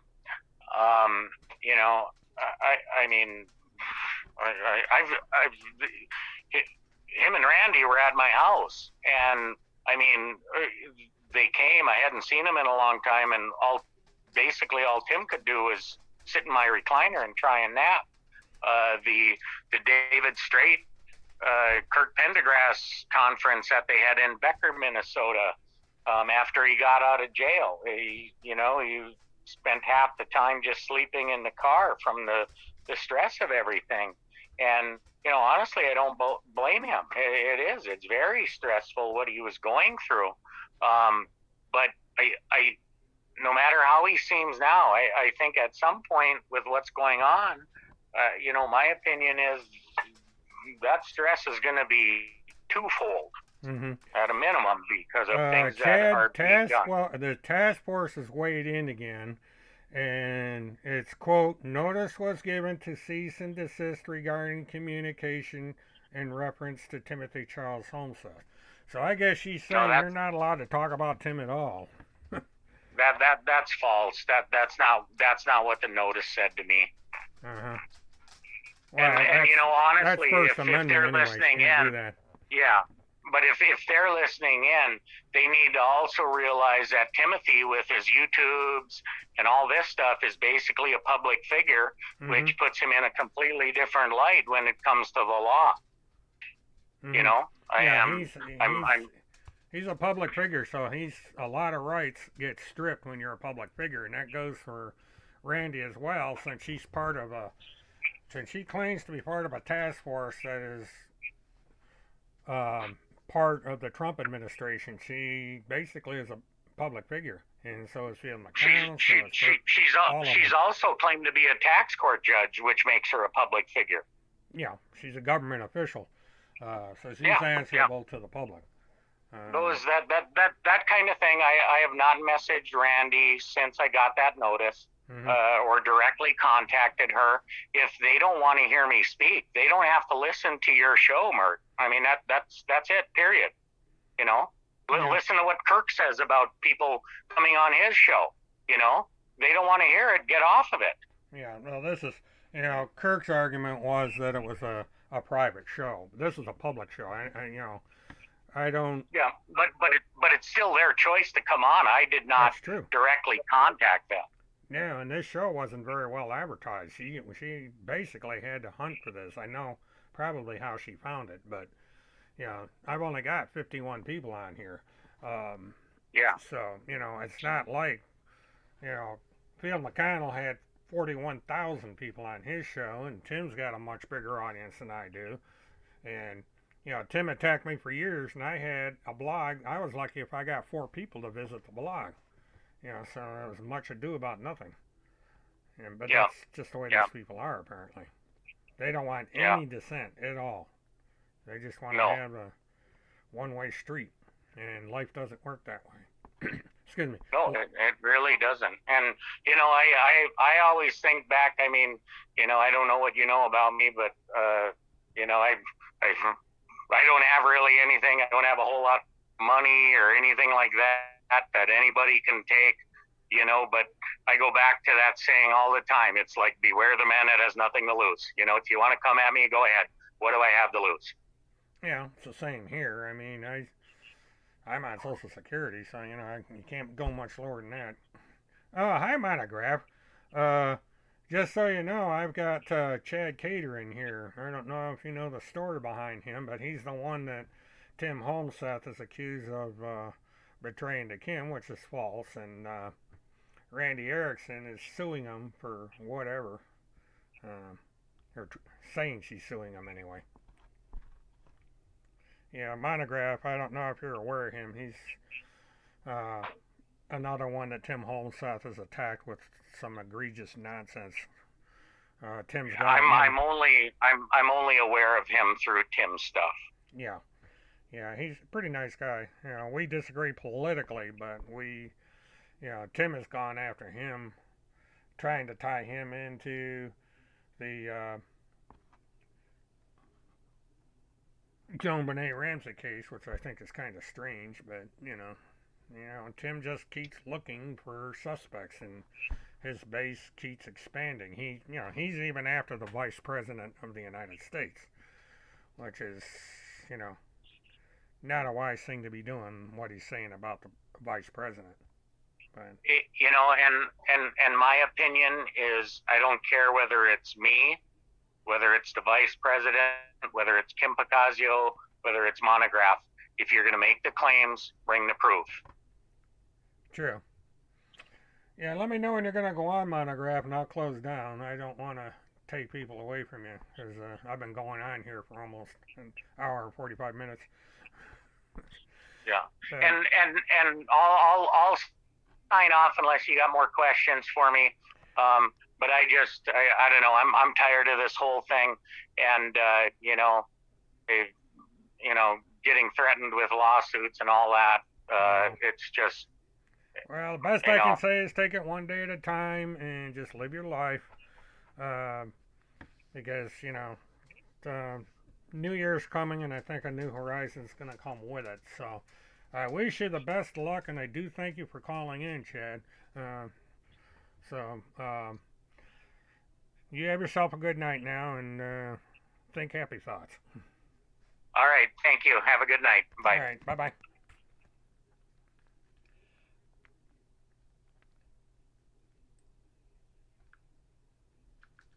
Okay, folks, let me get things. That was a complete surprise. I really appreciate Chad coming in. What this does is it kind of gives everybody a yeah, Tom Morrissey, good night. And sometime, if you wouldn't mind coming on the air, we could do a talk if you would like to. It's unusual for me to do interviews, but it happens. Um, but, this is an example. Chad is just, he's a hardworking man. He's an entrepreneur. He builds these custom fireplaces. And someone like Tim Holmseth and Randy come along and they just completely destroy his life, and for what? Absolutely nothing. It's unfortunate. And the thing I just don't understand, Tim doesn't care about anybody but himself. Now, here's a man that was a close friend to Tim for years.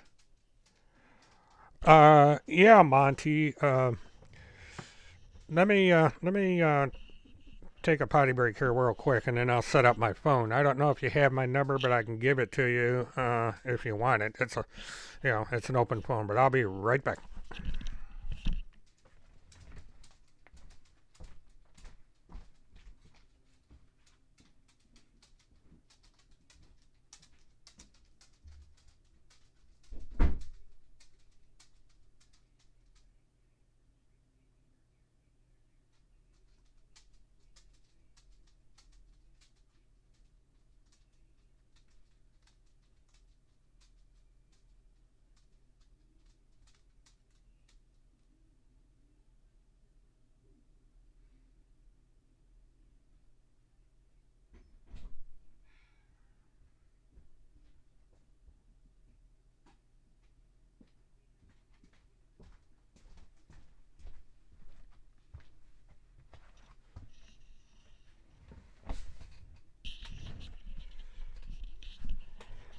Okay, I'm back. Let's see. Monograph, do you have my number or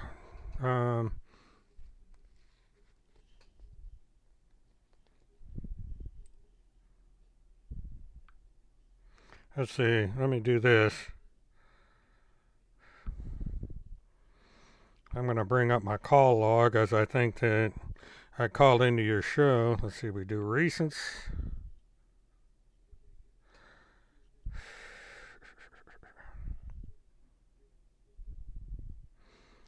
Well, shoot.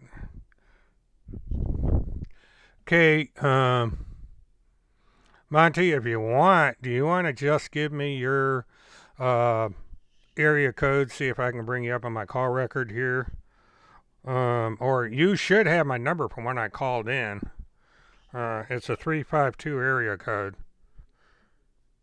324. Let me see. I get so many calls. It's not showing up in my call list.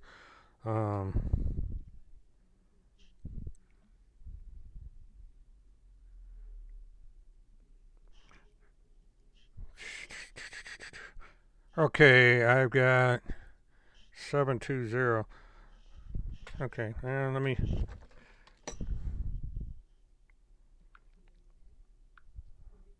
All right, let me try it this way.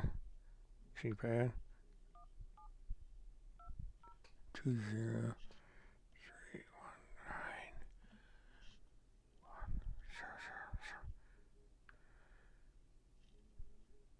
Uh-oh, my phone's acting up.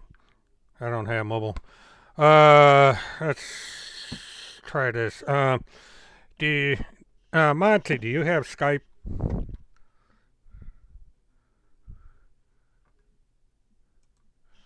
That's how I got a hold of John, is through Skype. See. I don't know why my phone's acting up.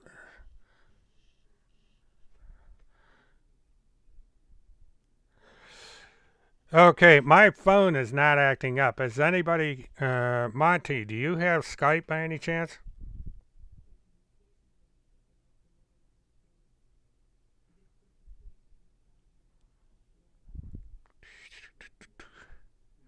Okay, I'm William Murtaugh on Skype.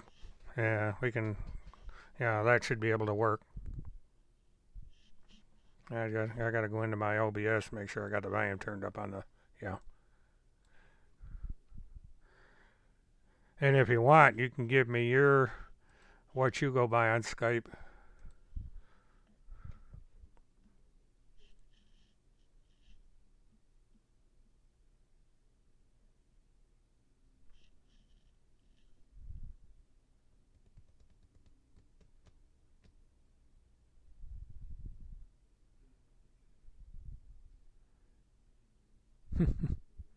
Meow.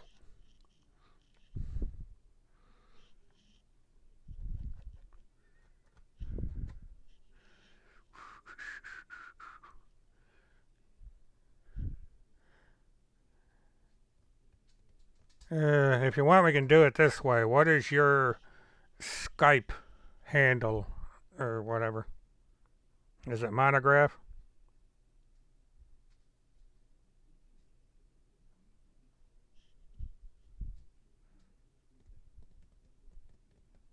Yeah, I don't know. I don't know why my phone's acting up, but I'm in a weird area here, and for whatever reason, it's not picking up. Which is funny because I just got through talking to Chad on my phone. Well, now the network comes up, so let me try this again.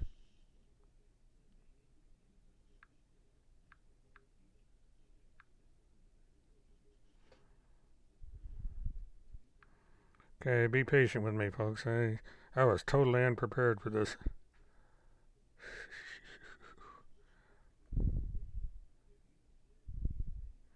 Well, that's cute.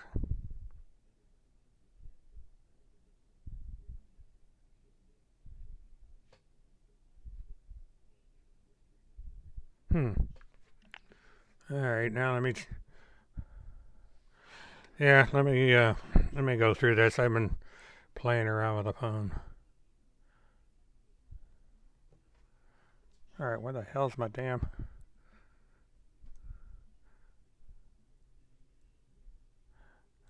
I'm gonna try one more time.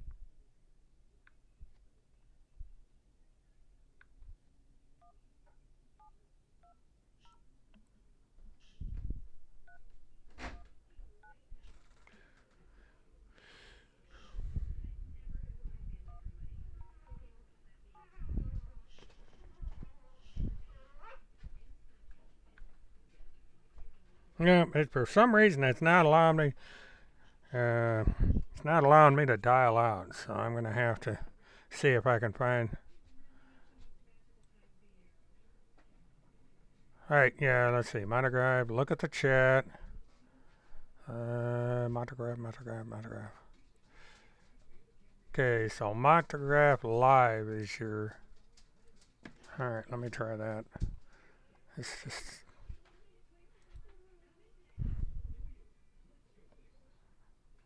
All right. Yeah, my cell phone, for whatever reason, won't allow me to dial this number. I keep getting. I'm looking at it now, so. Sorry about this, guys, but trying to get this coordinated. Yeah. It's a learning curve here. So let me go back up. Monty, trying to get your attention. Atlas Shrugged. The telephone number I got, but the phone is not allowing me to dial out. I need the Skype. I can't. I don't know. Let me try to see if I can do it on Skype, but I don't know.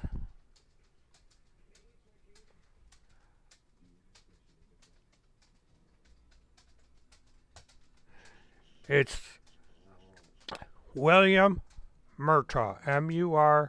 T-A-U-G-H. Let me do it this way.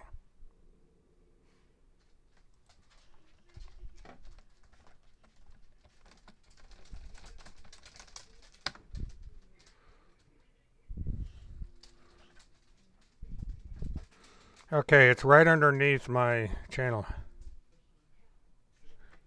Okay, I've got Skype open.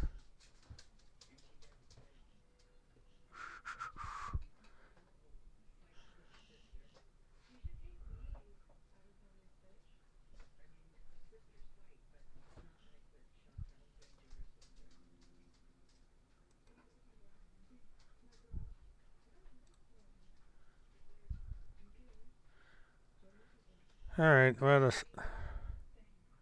yeah, my Skype name is underneath up here where you see the From the Death Smart Witness Live. It's right underneath it. That is my Skype name.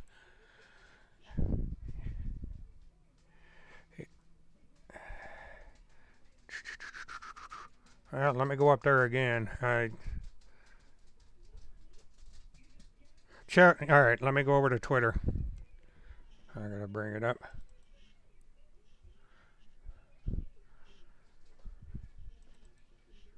Okay, bring Twitter.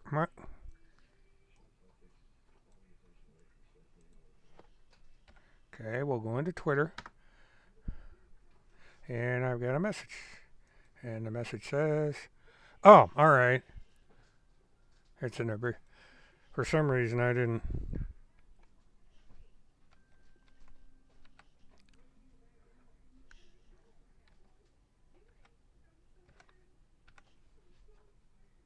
Oh, that would help.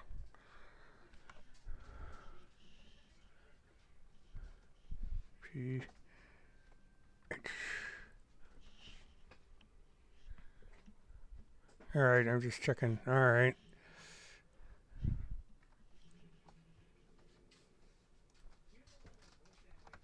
Alright, it locked up. Why did it do that?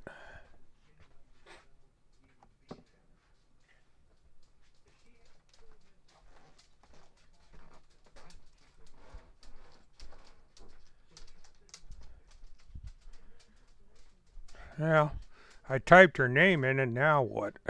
What's going on here?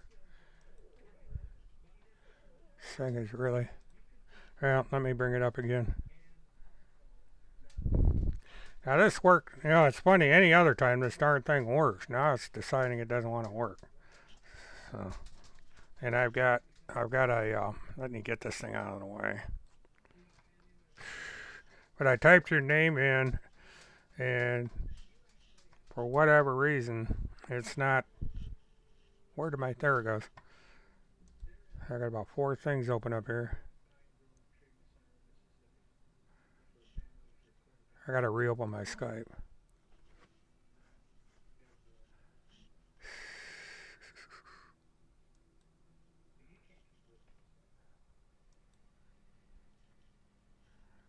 Okay, let me try this again.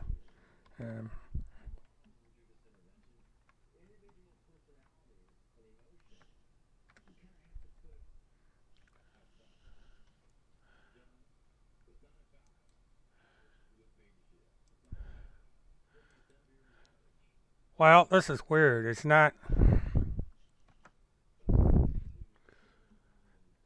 Yeah, I typed the number in and it just sits there and looks stupid. I can't get it to do anything. Why is this not working? Oh.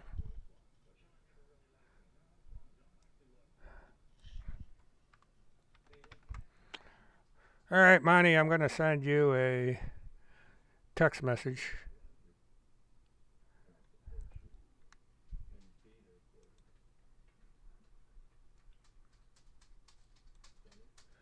What is going on with this?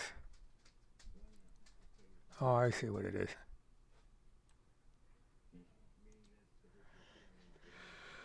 Alright, what I'm doing is I'm sending you a link to my Skype account. And I'm going to put it in our chat too, so other people have it. Because this is eventually how I'm going to talk to people, is through Skype. So down on the bottom of my moniker is my Skype. Because I typed, when it says new call, I typed his name in and it won't do anything. So I just. It's not that. I can't get him on the phone.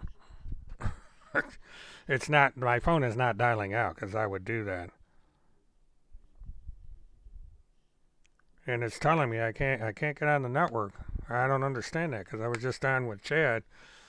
But it's the area I'm in is kind of weird.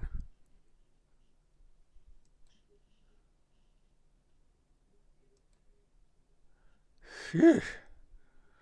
Don't you just love technology? Well, there's another way I can do this. I'll be right back. Be patient, people.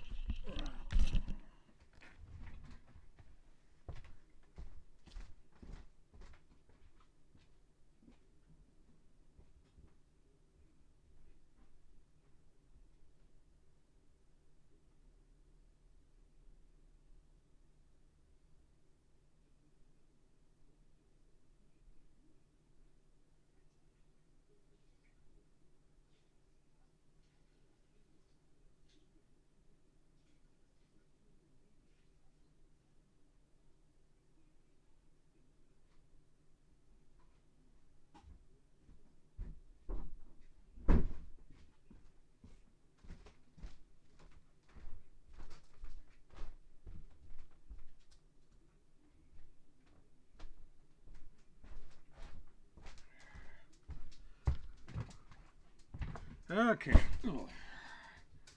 I'm back. One nice thing about live. Alright, now I gotta go back up to. Whoop.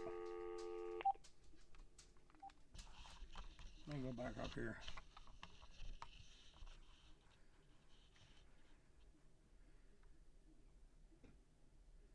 Oh, alright, yeah. It's, the problem. Let me get this thing back on again. I had not. Huh, I could have sworn I saw something. Oh, there it is.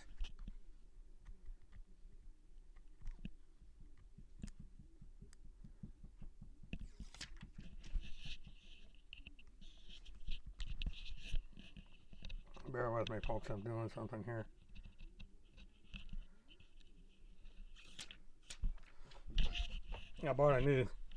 I got a new headset and I'm taking the plastic thingies off it. I hadn't done that. Okay, yeah. Well, sorry that didn't work out.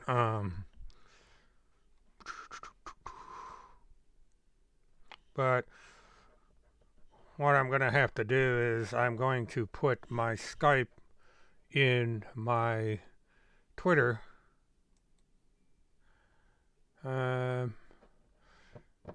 You've been tweeting a video from Wean Cooler who explains. Yeah, that's interesting. I wonder if my favorite troll's in there.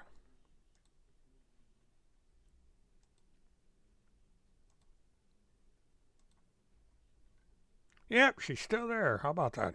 I hadn't said anything in 6 hours, but she's still in there. Amazing. Okay.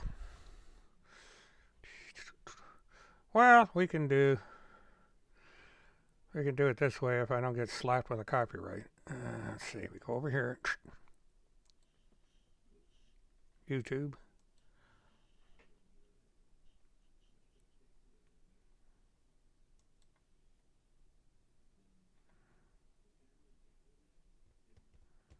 Okay, he's not live yet. But that'll be over there for when he is.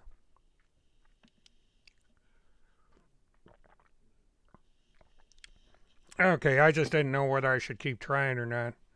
Alright, let me. Whoop.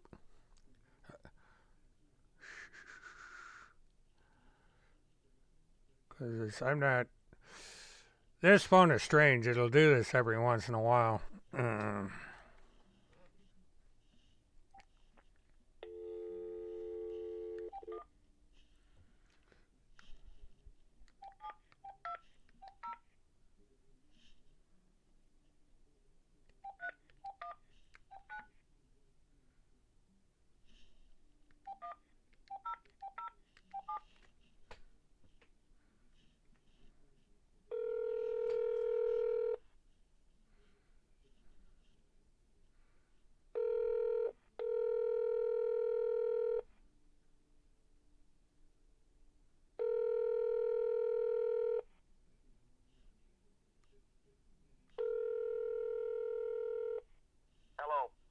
Okay, Monty, this is Mert.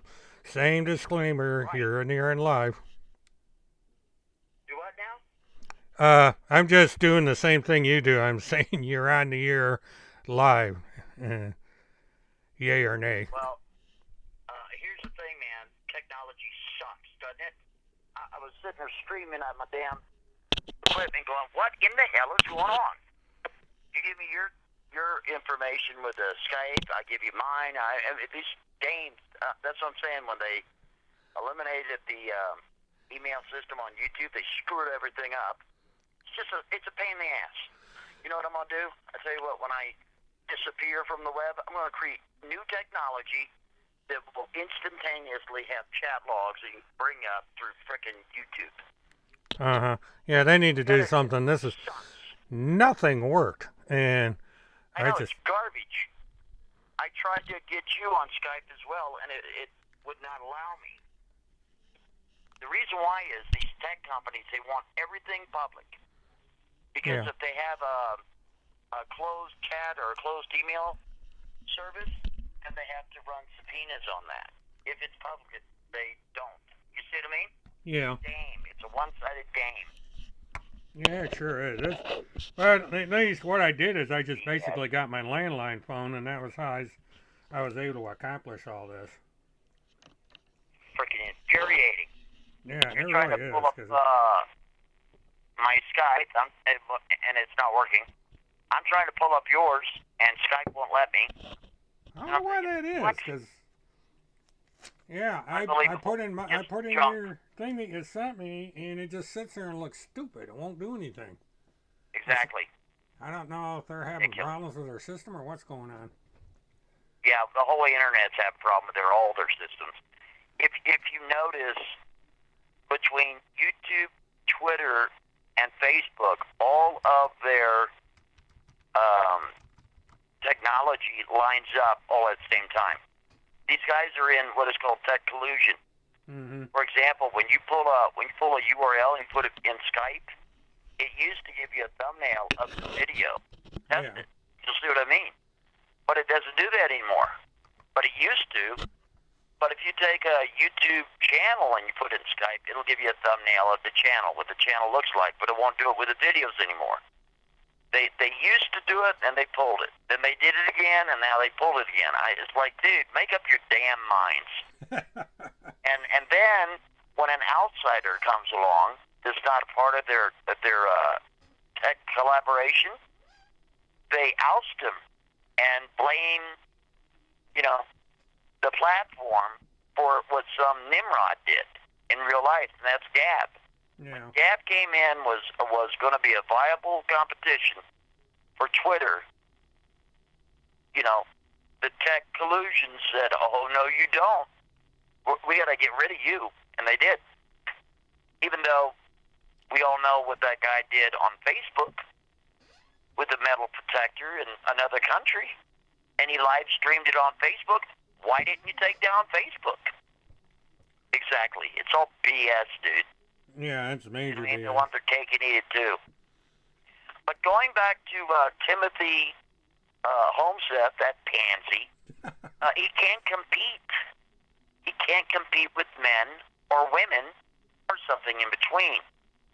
That dude would never run his mouth in anyone's face, and if he did, they would respond.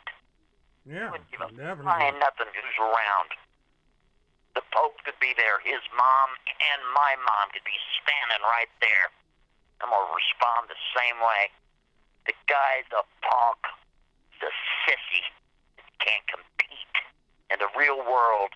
So he sits on his ass making up garbage about men that he can't compete with and women that he can't compete with.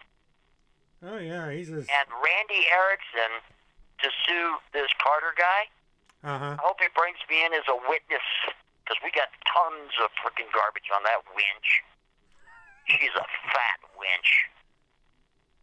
She's the one that's going to get sued, believe me.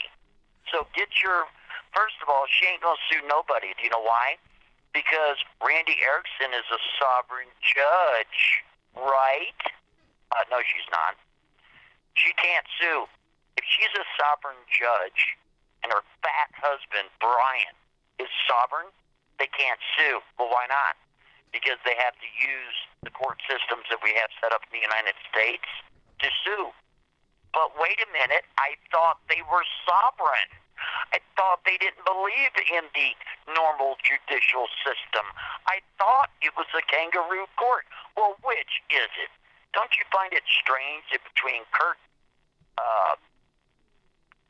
Pendergrass, Randy Fat Erickson, and her bozo husband, right, that clown, Timothy Olmsted and Phil McConnell, they only want to play the sovereign game when it suits them.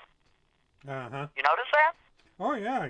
It comes He out all the can't time. sue Chad. Chad ain't got nothing to worry about. He ain't got nothing to worry about because they would have to use the judicial system that we have in place right now to file that lawsuit. But wait a minute, I thought they were sovereign. I hope they do, because I'm going to really rag on them then. I'll come up with thousands of videos ragging on them. Why are you using the kangaroo court for sovereign, you fat gun? What happened? These people are so frickin' funny. One of these days, Timothy is going to mess with the wrong dude. They're going to go on a road trip. If you get my meaning. Uh-huh. Take that any way you want it, Timmy. Call the police, file a report, put your name on it, sonny. Frickin' clown. Yeah, he's definitely a clown. But I think, it's like I said, Tim's got a lot more trouble coming down the road, and I know Randy does. Randy has no idea what's coming within the next week or two. She's in for a that's right. big surprise. She's in deep crap. She's in worse frickin' legal problem than Phil McConnell will be. Yeah. What a fat pig. She's going to get an unexpected Christmas present here real quick. And it has nothing to do with the federal government. That's something else that's in the sidelines that she has no idea is going to hit her. So that's going to be an interesting year.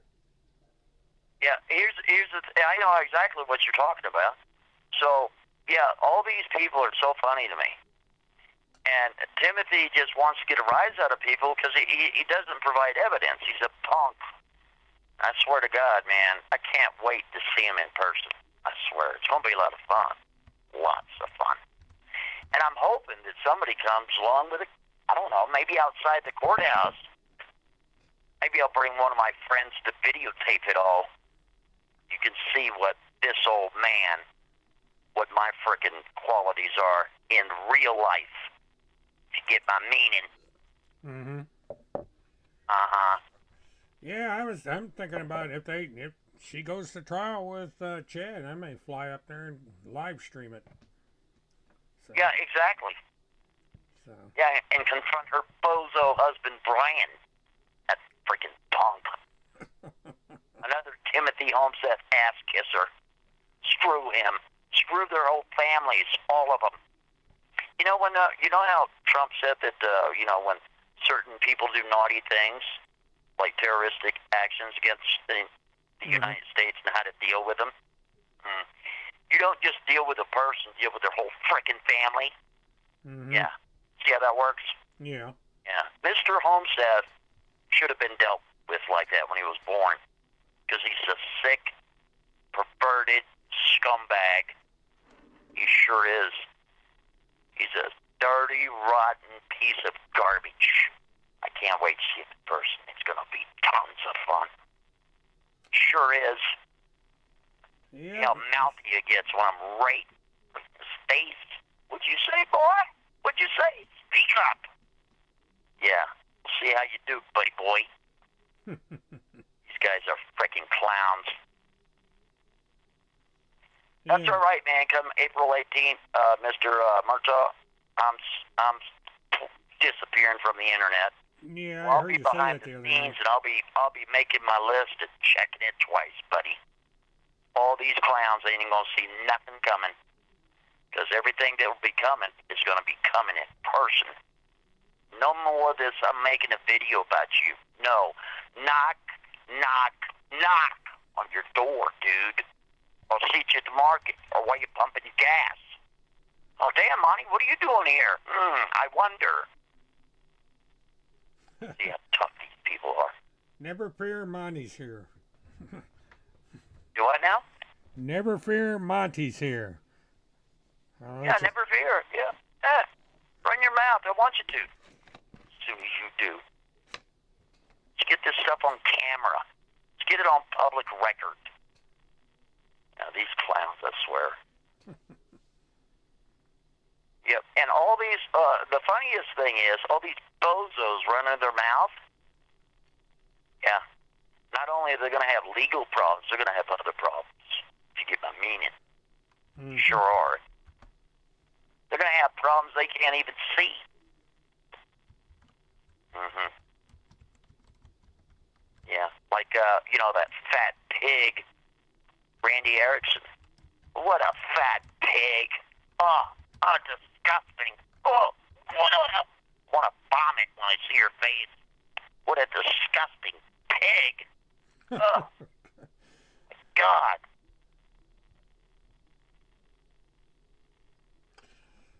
Well, you know. I don't know how you put up with that crap for so long. Dude, if some dude sued me, oh, I'd see him all right. Oh, I sure would.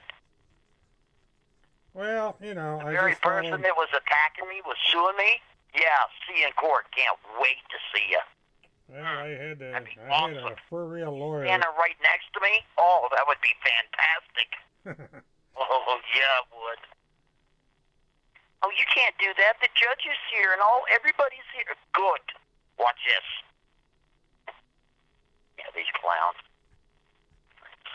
None of them. I'm just thinking one of these little bozos. I don't know how you put up with it so long, where some dude destroyed my business. I'd destroy them. Sure would. Wouldn't tolerate this garbage. That monkey little bastard ever did that to my girlfriend, my wife. Yeah. You'd be reading about me in the news. You got that? Sure would. Do something, Timmy. I want you to.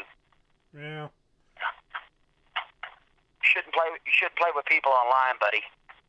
Yeah. Bad idea, especially when they know right where you're at. Not a good idea, punk. That's all right. He's going to get his for sure. Absolutely guaranteed. Yeah, I don't know. I just have a different way of approaching things. You know, Not me. I approach things like doing real life. Some bastard came up to me on the street and started running his mouth. You think we're going to talk about it? You think I'm going to make a video and send him a text? No, buddy. Deal with it. Let you deal with things on the street.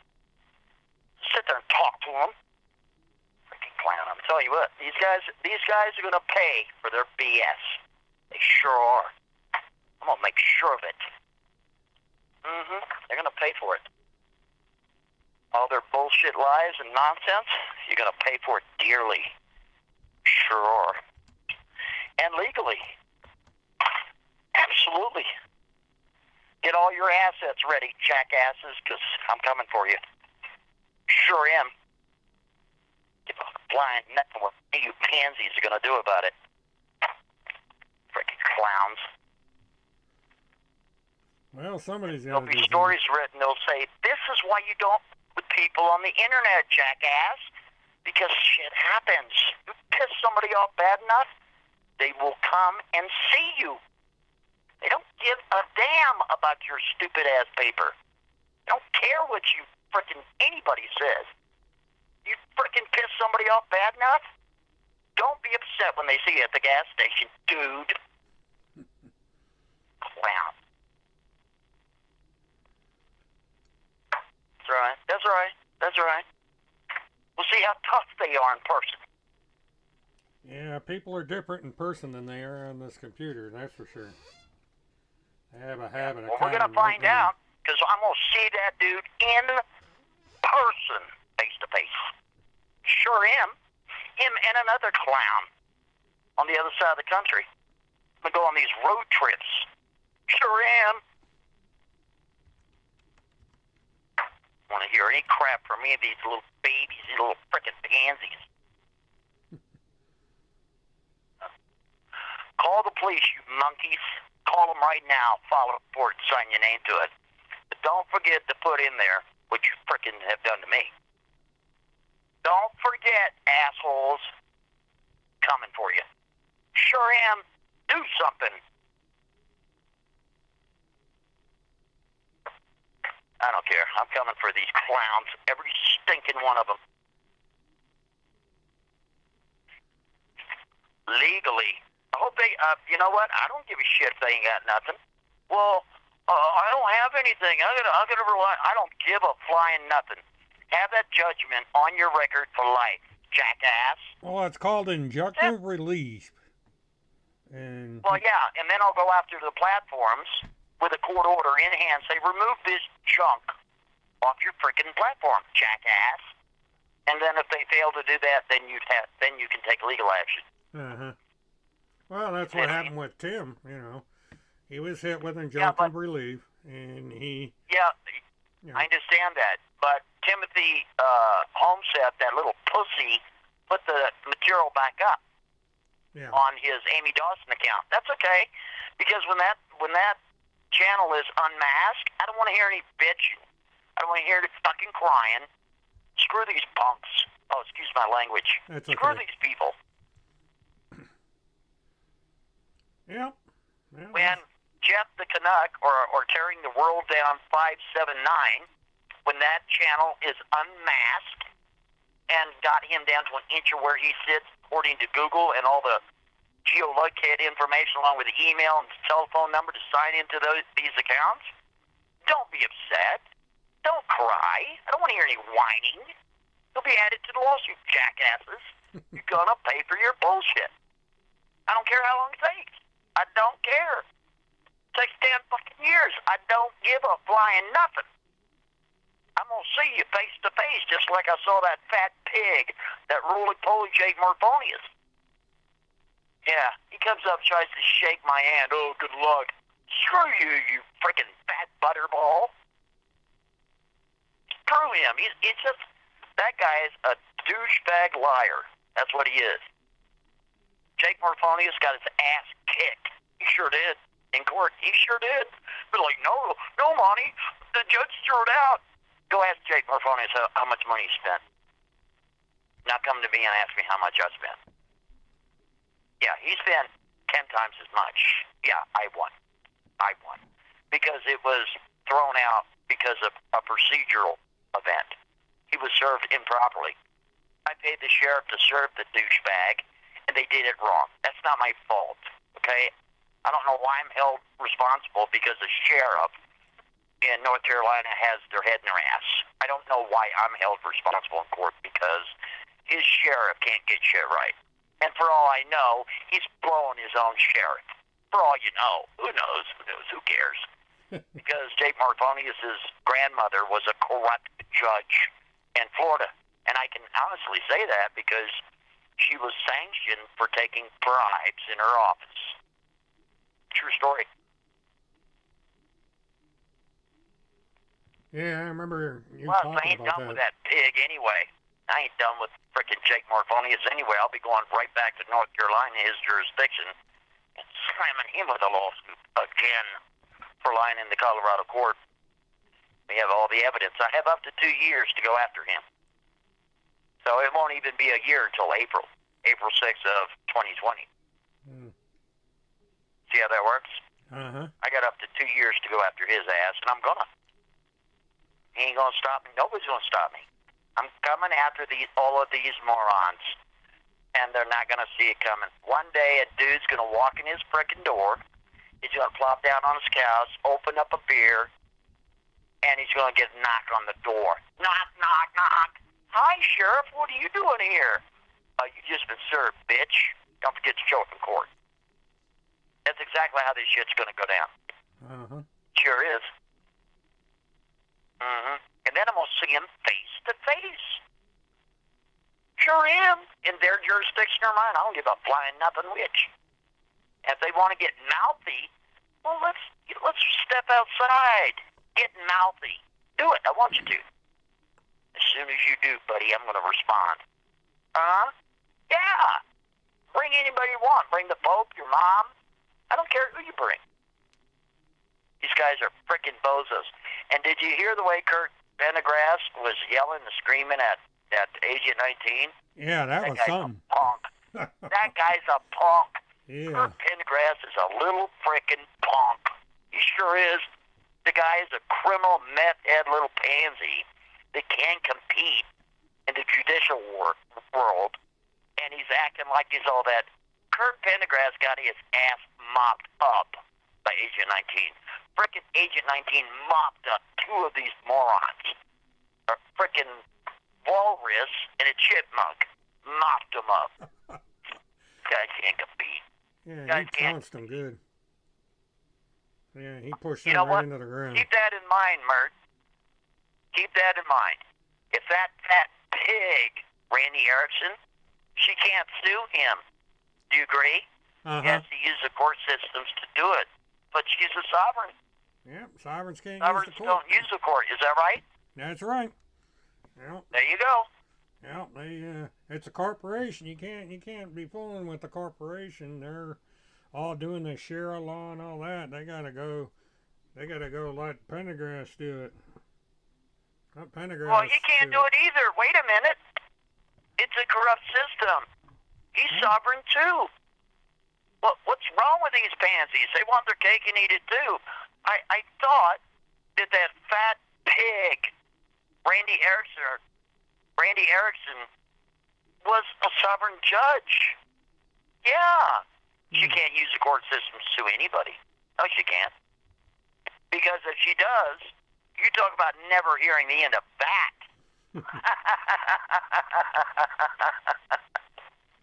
Frickin' gun. And her boneheaded frickin' husband. That guy's a clown. Both of them are into real estate, and both of them suck at real estate.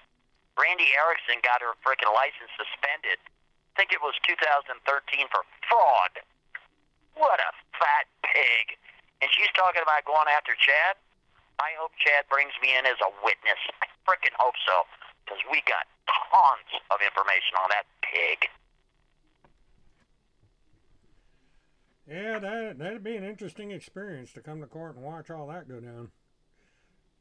So I don't think it's going to get very far. It'll be dismissed. It's going to go nowhere. Yeah. That fat pig is going to spend all that money and get nothing. Chad will mop her up, buddy. Because then, through discovery, Dad can just easily show all the evidence and get it on court record. And then, you know what? I hope she hurries up and sues him. I really hope that happens so I can read the whole thing real quick, like. So that way when I file my lawsuit, I can add to it and pull information from it. So, Randy, you pig, go to file that lawsuit. I want you to. Let's get it on public record so I can sift through it and start using the information that Chad provides the class for my case against you. Okay, you fat cunt? File the paperwork. Hurry up. You get my meaning. Uh-huh. Can't wait to deal with these people in person. I just can't wait. It's going to be tons of fun. Tons. Sure will be.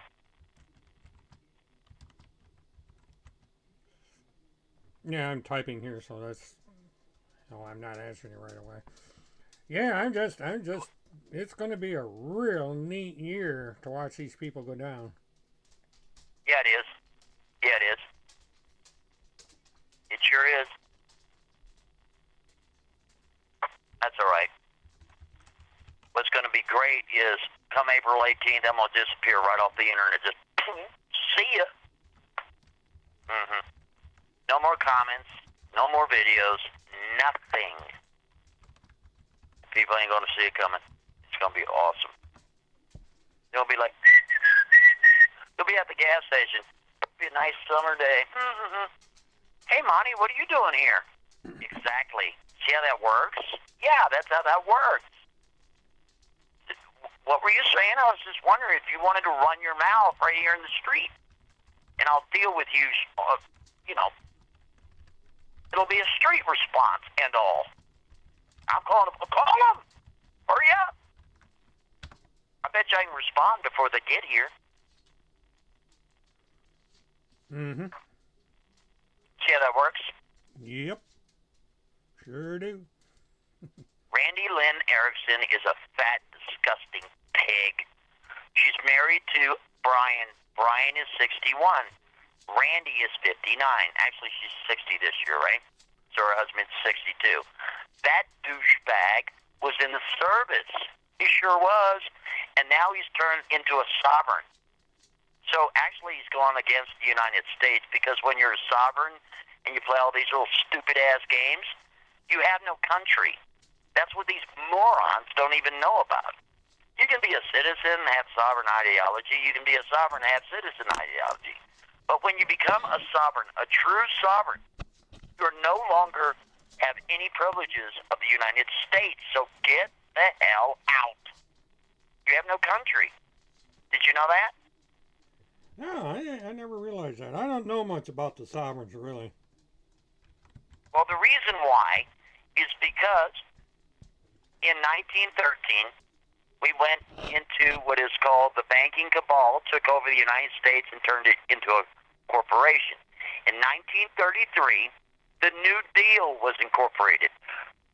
The New Deal was essentially making the United States subservient to the banking cartel and giving everyone birth certificates, Social Security number, all this BS that turned people into absolute and utter chattel. But that was already in the documentations back in the, Constitution days. But what I'm trying to tell you is, the United States truly is a corporation.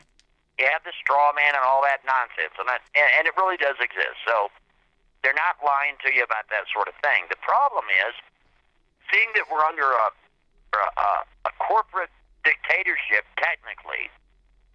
In other words, all of the citizens of the United States are collateral because of that. They're part of the business instrument. If somebody wants to say, "Oh, I'm sovereign today, so I'm not driving, I'm traveling," they play these little stupid games, right? And I'm this and I'm that. No, bitch. What you are is not a part of the United States. You can no longer participate under, the corporate law, because that's what we're working under, a corporate dictatorship, technically. So how is it you're going to play sovereign games? If you're sovereign, you don't believe in the court systems. If you're sovereign, you don't believe in fiat money. So why is it that these bozos, like Kurt Pendergrass, who want to play this sovereign game, are taking donations? Why is that? Because they want the cake and eat it too. Why is it that fat, disgusting pigs like Randy Erickson wants to sue Chad? She can't, because she'd be working under the corporate court system that she's so opposed. Hypocrite pig. Right? Right. So these guys that are true sovereigns, get out of our country. You need to be deported, monkey. These people are so funny. They want it both ways. You can't have it both ways.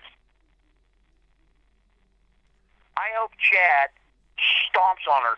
You know what? If Chad opens up some sort of fund, I'm worth popsicle stick and a shoestring, but I swear to God, I'll send that dude some money. They'll stomp on that pig. Just bring some fat pig repellent there, Chad. This woman is a disgusting, disgusting pig, along with her fathead husband. Come and get some anytime. Both of you morons. What you do? I can't wait to see their fat asses in court either. Yeah, frickin' bozos. So, the fact that you lost a business over this crap, that's horrible, dude. That's horrible. Because not only did you lose a business, Mark, but you, like you said, I think you said this, I'm pretty sure you said it, you had other employees working under you. I had 11 one employees. Guy lost his house because you had to lay him off. Yeah, I had no choice. Dude, that's horrific BS. This is why I'm telling you, Timothy Holmesett is a virus, and he needs to be dealt with swiftly. He sure does. If somebody ain't gonna back down, I ain't gonna back down from that little punk. You can't compete with me. What are you, nuts? liar. He's a scam artist. He's a fraud. 100% fraud. I'm going to write another story. Maybe that'll silence Monty. Nobody, it's not going to silence dog shit. You couldn't silence me if you tried. You frickin' sissy. So don't be upset, buddy, when I'm standing right behind you when you're pumping gas. Don't get upset. I said, hi, Jimmy. How you doing, boy? Run your mouth at that gas station. Run your mouth, buddy. Because I'm going to respond under street rules. What? Do it. I want you to, tough guy. See how that works out for you. See me in court. Come to the courtroom. We'll see how that works out for you. Yeah, these bozos, I tell you what. 2020 is going to be a glorious freaking year. It sure is. Because I'm going to deal with these morons my way. Sure am. Not give up playing nothing what any of them going to do about it. You? Well, I feel sorry for guys like you, Mert, because if you're losing a business over it, you got to fire your own employees. Can you? I can't even imagine how that worked out. Hey, guys, you see this guy named Timothy Homseth that he's a POS because he was adopted, see? His own mother knew he was poisoned.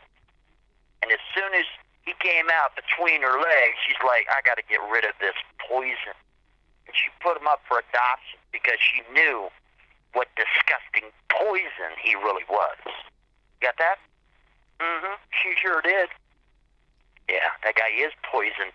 And he can't see his own kids. No, he can't. He has to have supervised visits.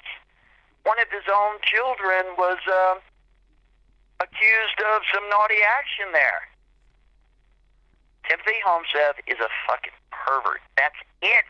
He's a pervert. He can't compete with anyone. And he hates women. He can't stand them. Yeah, matter of fact, he's got a kid. Do you know what that kid was from? That kid is the result of a frickin' one-night stand. Oh, yeah. True story, fact. I know more about that douchebag than his mama does. Actually, his mama got rid of him because he's like a disease. He's a disease. And how do you deal with diseases? Yeah. Mm-hmm. There's ways to take care of diseases. There sure are. yeah, there sure is. I'll tell you what.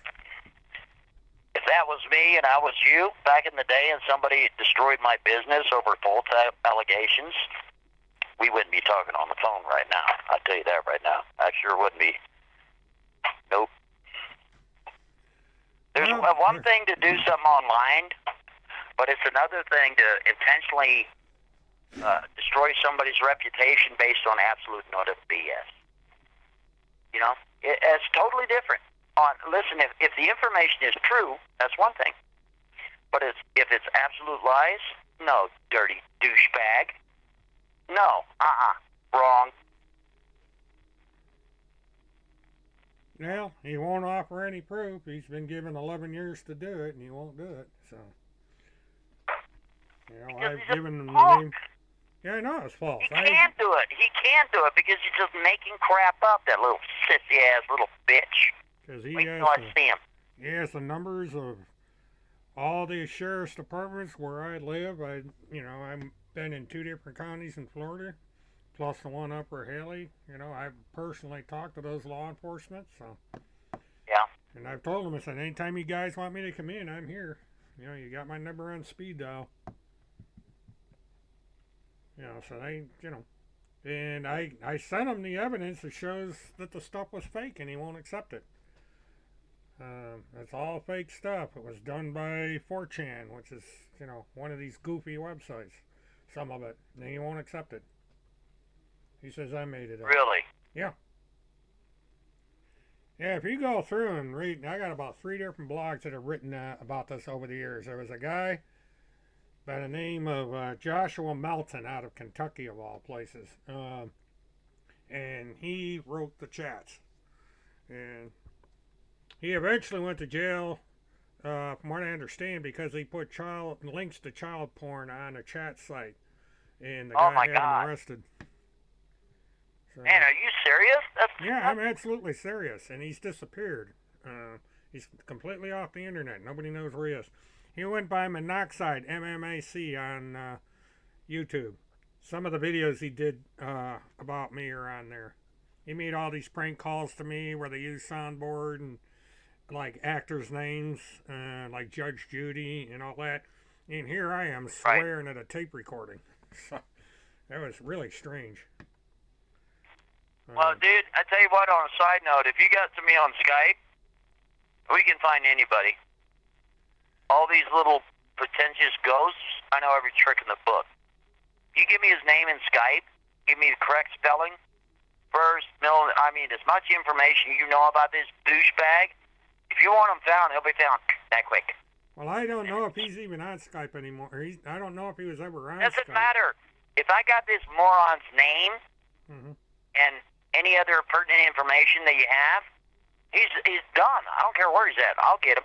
I'll find him. Well, his name is Joshua Wayne Melton, Melton, and he was from Sada, Daisy, Kentucky.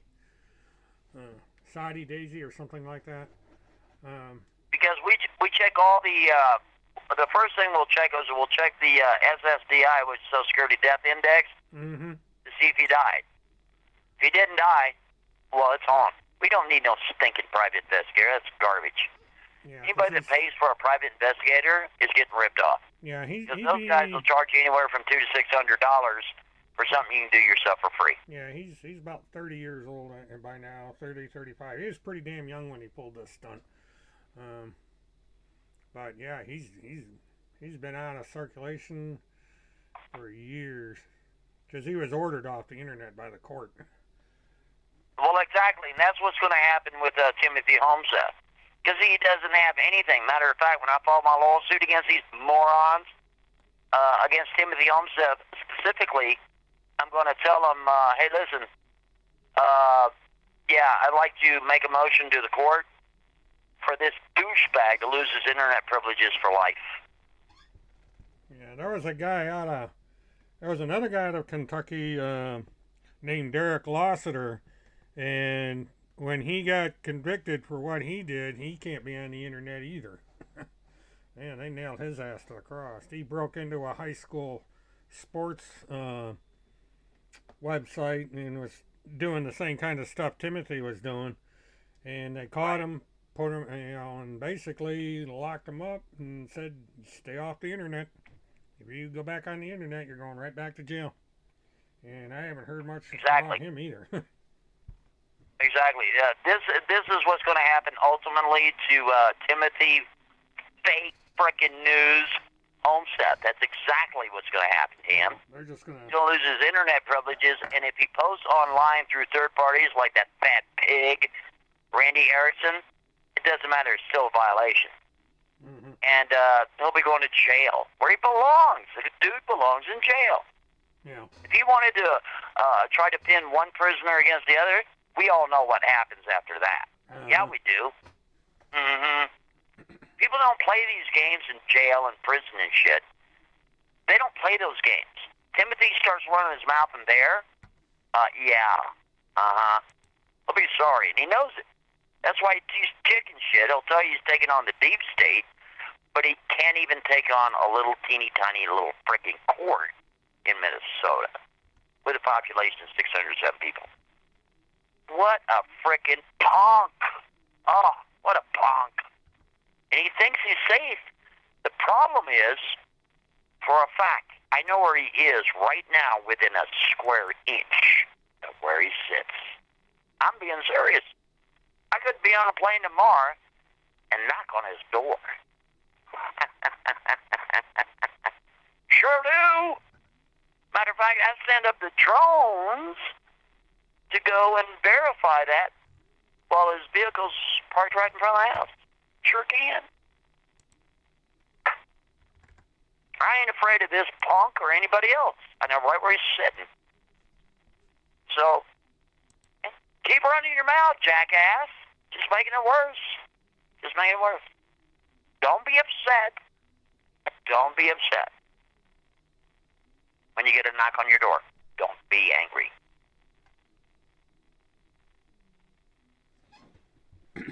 Well, you know, I mean, right now you're retired. Mert, are you retired? Yeah. Okay. So, in other words, you're getting some sort of income, right? Well, Social Security. Well, exactly. Okay.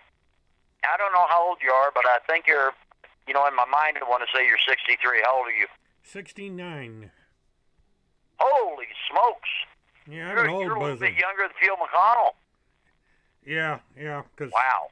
my birthday is October 10th, and his birthday's right on top of mine. Pretty close. I think it was the 4th or something like that. So you're his big brother then? No, he's actually would be my big. He's 70, I'm 69. Okay. Yeah, he's a year, because he was born a year earlier than me. But you're just real close to each other as far as age goes. Now here's the thing. Why do you suppose Phil McConnell was sniffing frickin' Timothy Homestead's ass? Do you think he was scared of him? Or do you think he really believes his frickin' rhetoric? Yeah, it's a source of income. He exploited them. Well, they exploited each other, actually. No, he figured he could make money off of Tim. Ah. That's all it is. It's all money. It's nothing else. That makes sense. Yeah, because he's got 500 copies of his book sitting in the basement over there. And he was going to sell them for like $5 a piece or something like that. That's a pretty good chunk of money. Well, actually, he said in a later broadcast he's going to sell them for $20. Yeah, I just threw that $5 out there. Yeah, the book was retailing on Amazon for $20. That's actually what I paid for one of my copies of it. Because I got 2 copies of that stupid book. Yeah, they're going to take it to some thing down in Texas and sell them down there. Well, here's a really wonderful thing. Chances are those books are going to go, hello, Agent 19. I see you popped in the room. Agent 19's in here. He had on a stomping shoes. Did you see Agent 19 stomp on Kurt Pendick? Oh, I love that. I love that, man. He squashed him like a bug. Both of them, actually. He got the 2 of them fighting with each other, which I thought was classic. Oh, my God, I couldn't believe that. No doubt there, Mert. I was like, I can't believe this. That's what I said to myself. I'm like, I can't believe this. Oh, my God, that was hysterical. That was the best video I've ever seen on YouTube. Beats watching cats chasing lasers and stuff. That was absolutely comical. That was freaking hysterical. And those guys were so butthurt that 2 days later they started making innuendo on their the field report. They talked about it for a half an hour and they started getting all pouty and tried to make mention that the geometry and shit that was all set up and it was planned and it was a joke and all. No, dude, no. Yeah, no they damn got their joke. They were dead serious. Then he gets on there and starts talking about this trespassing crap. Saying, well, he trespassed on my website. He wasn't invited. Oh, God. Yeah. So he's big damn crybaby. Unbelievable. Yeah, Kurt Pendergrass is a soft-handed freaking crybaby that doesn't know how the internet actually works. He doesn't know the proper procedures when it comes to actual law. He's stuck on this sovereign bullshit that means absolutely garbage. What a moron. Yeah. He's sitting there screwing around. He's pissed off because we sent up drones and we have freaking his license plate. How would that be possible if we really did send up the drones?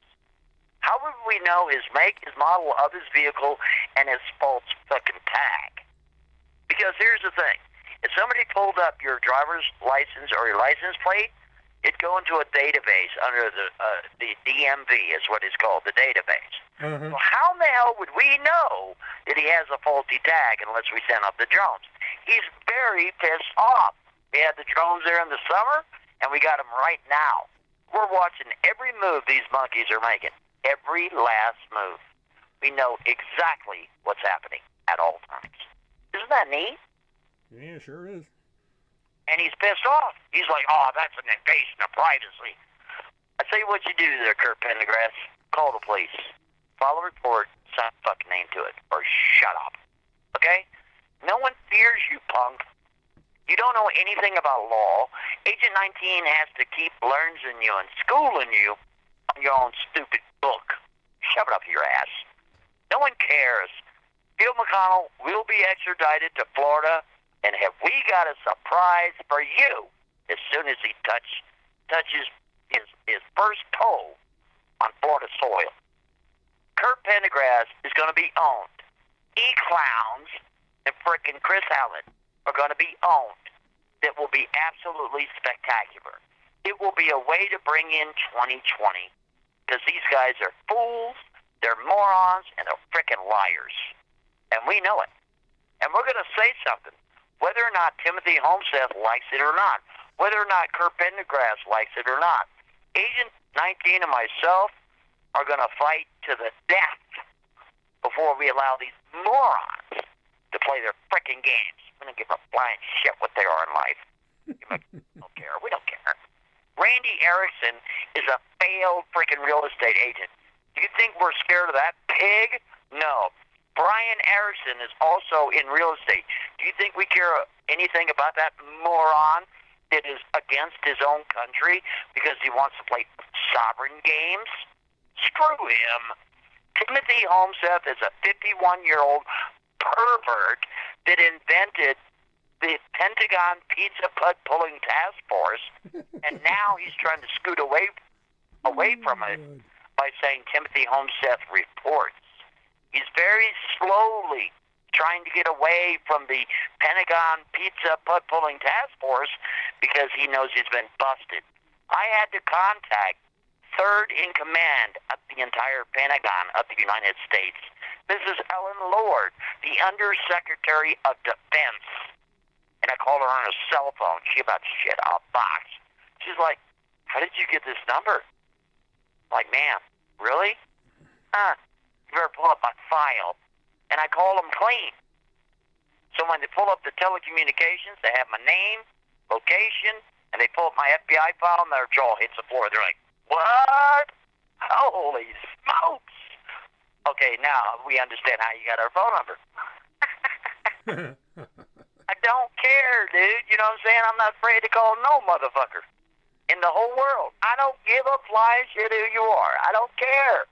I will call you right up. Now, Pence, I got his phone number, and Trump, I have his phone number as well. But I'm not going to call them. The reason why is before the call even makes, in other words, the first ring, when it rings on my side once, it's already rang on their side twice. Or it's rang a time and a half. I'm sorry. That's the way it works. Just tip ring. Okay. And by the time it rings a second time, they already have who the hell I am. Just that quick. See how that works? Mm-hmm. Depending on what I say and how I say it, you know, they'll dispatch the Secret Service right to my house, for real. But I wouldn't say anything bad. I wouldn't. I would just ask one question. That's it. You know what I mean? Do you know Phil McConnell? Please get back with me. Here's my number. I call it clean. You never call the FBI. You never call the president, the vice president, secretary of state. You never call them under a shielded number. In other words, you don't block your number. If you block your number, the Secret Service thinks you're hiding something. You always call it clean with your number so they can see exactly who you are within seconds. And they will. And they'll all your information will be there instantaneously. Or they can get to it relatively quickly. But this is the thing. The Pentagon Pizza Putt Pulling Task Force is a fraud. And it was created by Timothy Charles Homeseth, age 51, out of the state of Minnesota, that has 3 warrants out for his arrest. That is a fact check. And he knows it. And that guy is so afraid to face his accuser in a puny-woony, itsy-bitsy, tinsy-wincy frickin' town in the state of Minnesota. What a clown. What a clown. What a clown. The good thing is we know right where that bitch is at, within an inch of where he sits. And he knows we know. Keep running your mouth, Timmy. Watch what happens next there, punk. Keep running that mouth.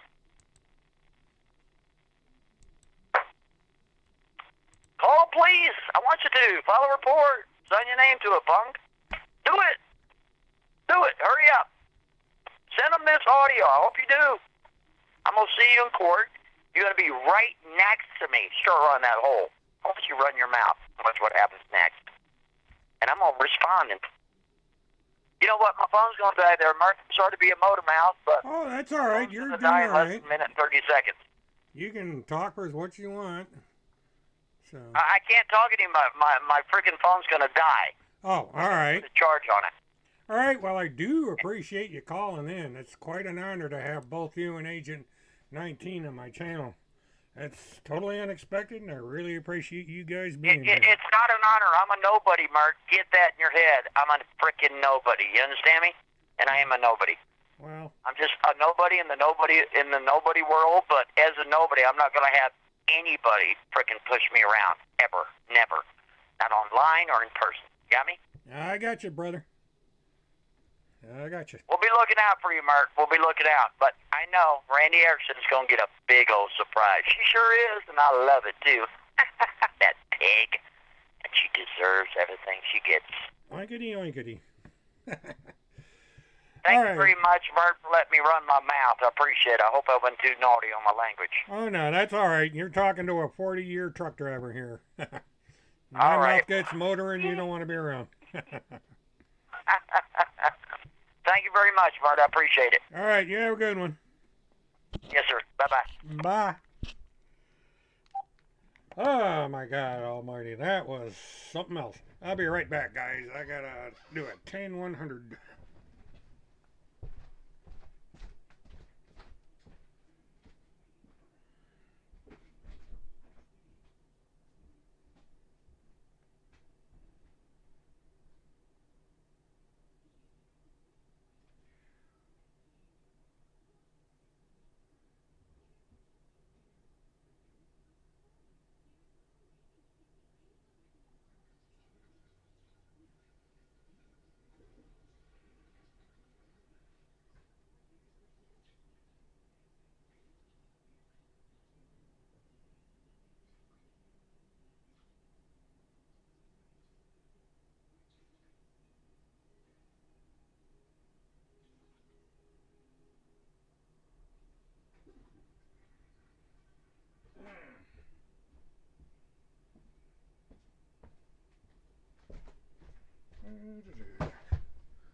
Oh, what a relief it is.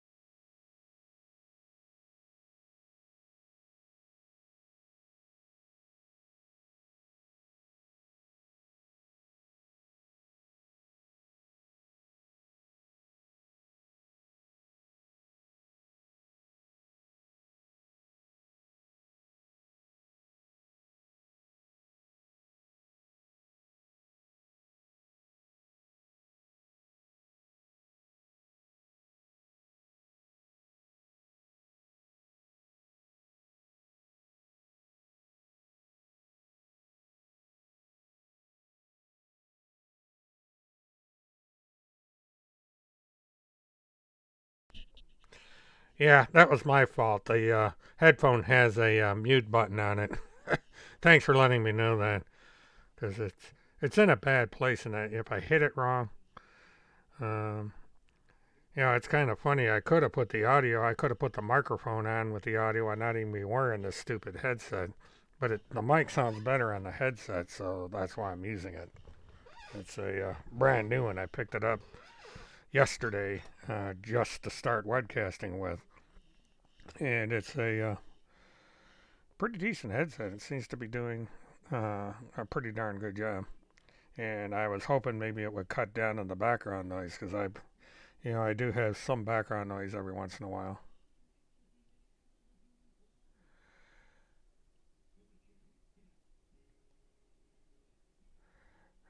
Well, I'll keep Sprinkles in mind.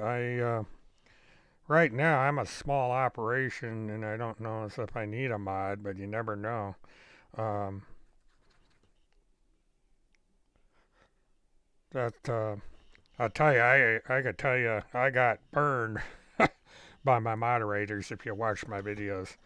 I had three women one was my administrator and the other two were moderators, and all three of them turned against me because of situations that happened back then.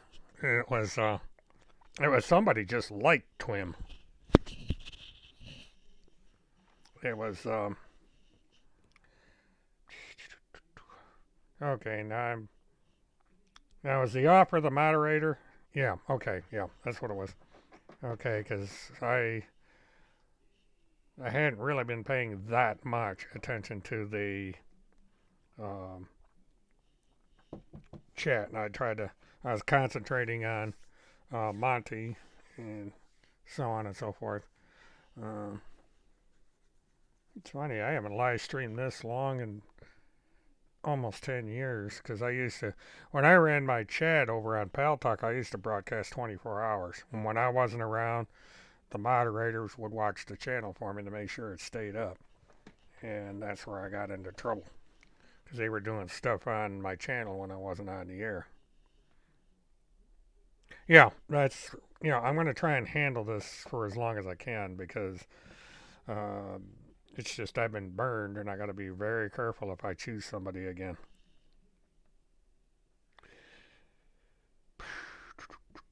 I'm going to try. I'll try and do as I can. I appreciate Sprinkles' offer and everything, and I'll keep it in mind. Because I try to keep moderating at a minimum. It's kind of it's like this task force. If it's Randy or whoever it is, they can come in here, and I have no problem with them. If they want to talk, I'll talk. They can explain why they're right and I'm wrong, and explain to me how Timothy Charles Homseth can be that close to the President of the United States, and how can they prove it? Because that's the thing. It's one thing to declare something, and it's another thing to prove it. And I haven't seen any proof. And he spends a better part of his life stalking a woman in Florida for no other reason than she rejected him. But it's like I said before, when I do my series, the Flood of Noah, I'm going to get into why it is alleged that he goes after people like Kim. And it's a real consistent path. It's rather obvious. And what started it is quite interesting.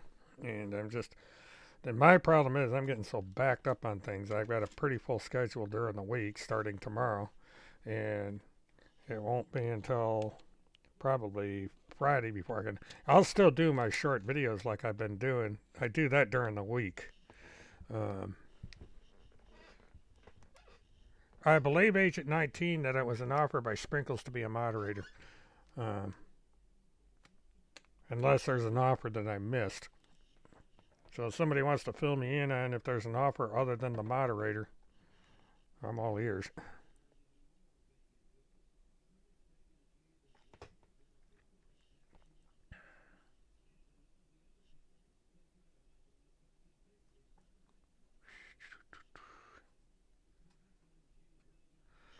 Yeah. Where's my mouse here?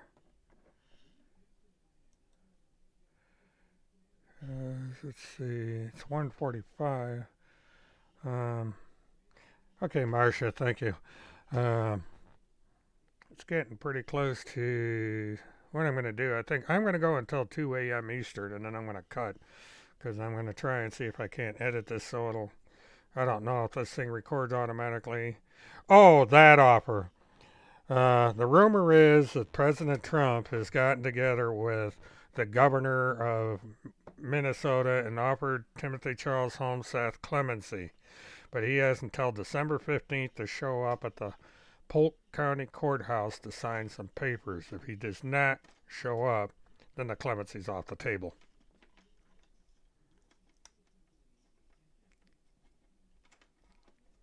So that's what the offer was. I posted about it a few days ago that there was a rumor that President Trump was going to give Timothy Charles Holmseth clemency from anything that has to do with the case, and that he had to report to the Polk County Sheriff's Department. They had paperwork there for him to sign, but he had to do it by the 15th, and it had to be done, I think, by 5 o'clock Central Time. So we'll see. If he doesn't show up, clemency's off the table and it will not be offered again. And, you know, Trump may kick him off the pedophile task force for not following orders, because that's an order from the President of the United States. And if he doesn't follow orders, then he's going to be kicked off the pedophile task force.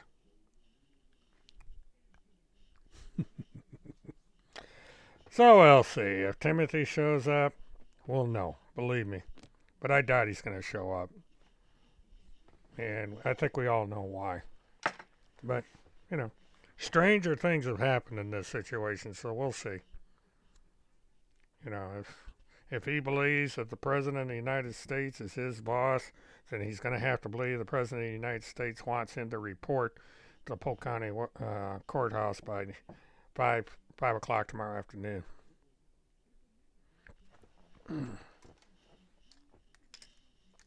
And if he does not show up at the Polk County Courthouse, then we're going to know that he doesn't believe that he was lying all along about being part of the pedophile task force. Because if, you know, clemency, pardon, whatever you want to call it, from the President of the United States is nothing to sneeze at. And if you're going to defy the President of the United States and not follow orders, then you're in a lot of trouble.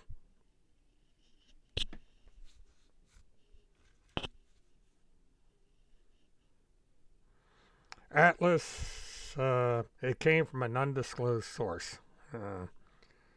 Somebody that right now I can't talk about.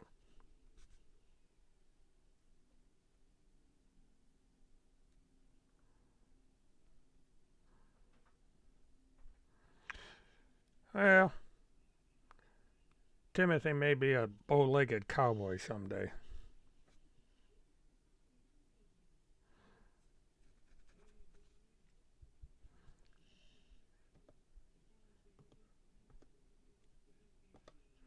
Well,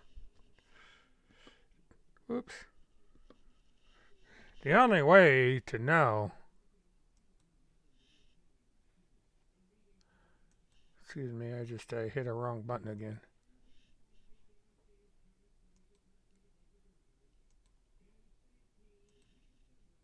This thing. I don't know why that keeps coming out. I got a thing called a Stream Deck. No, it's not, Ruby. The offer is that President Trump has contacted the governor of the state of Minnesota and told the governor that if Timothy Charles Holmseth shows up at the Polk County, Minnesota Sheriff's Office by 5 or 6, I think it's 5 o'clock p.m., because it's basically at sundown, the 15th. Okay, I'm just, if he shows up and if he does not show up at 5 o'clock p.m. before that, Central Time, then the clemency is null and void. So he has all tomorrow to get to the courthouse and sign that paperwork. All he has to do is walk right up to the front desk, say, "I am Timothy Charles Homeseth. The President in the United States has left some paperwork with you to sign, and for you to give me to sign, so I'm here for the paperwork." And we'll see what happens when he does that, if he does that. If Timothy Charles Homeseth does not show up at the Polk County Sheriff's Office by tomorrow afternoon, then he's a liar. There's no such thing as a pedophile Pentagon task force, and because he basically would not believe that the President of the United States would offer him clemency through the governor of the state, and all he had to do was sign a piece of paper. And yeah, one of the things I want to do while editing is I'm going to go and watch Agent 19's video, because it's always a treat to watch his stuff. He's got a hell of a good narrator's voice, and he knows his shit.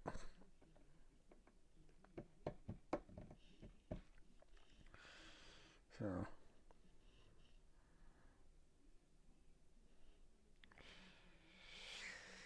I would like to say that I appreciate everybody being patient with me in these over 3 hours of Merc babble that's been going on.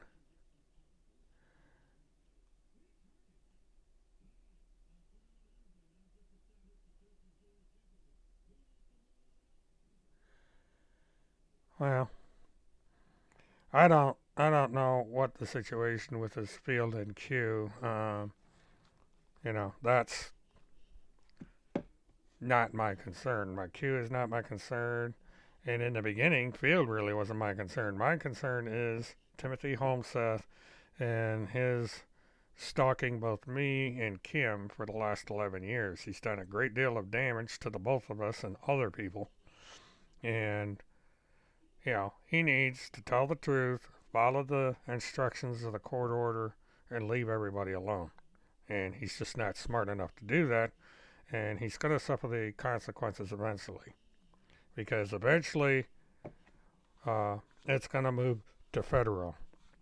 As it's pretty clear that he's not going to be in Polk County, Minnesota tomorrow. And he's going to lose the one chance at clemency that he had. And, that's too bad. Well, but,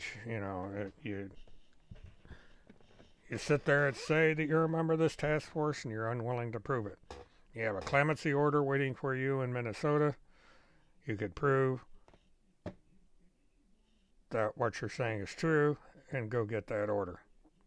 If you're a liar, then you won't go to Minnesota and get the clemency, because you're not a member of any Pentagon pedophile task force. No Pentagon pedophile task force exists, and you've been lying to people all this time. That's basically where we're at.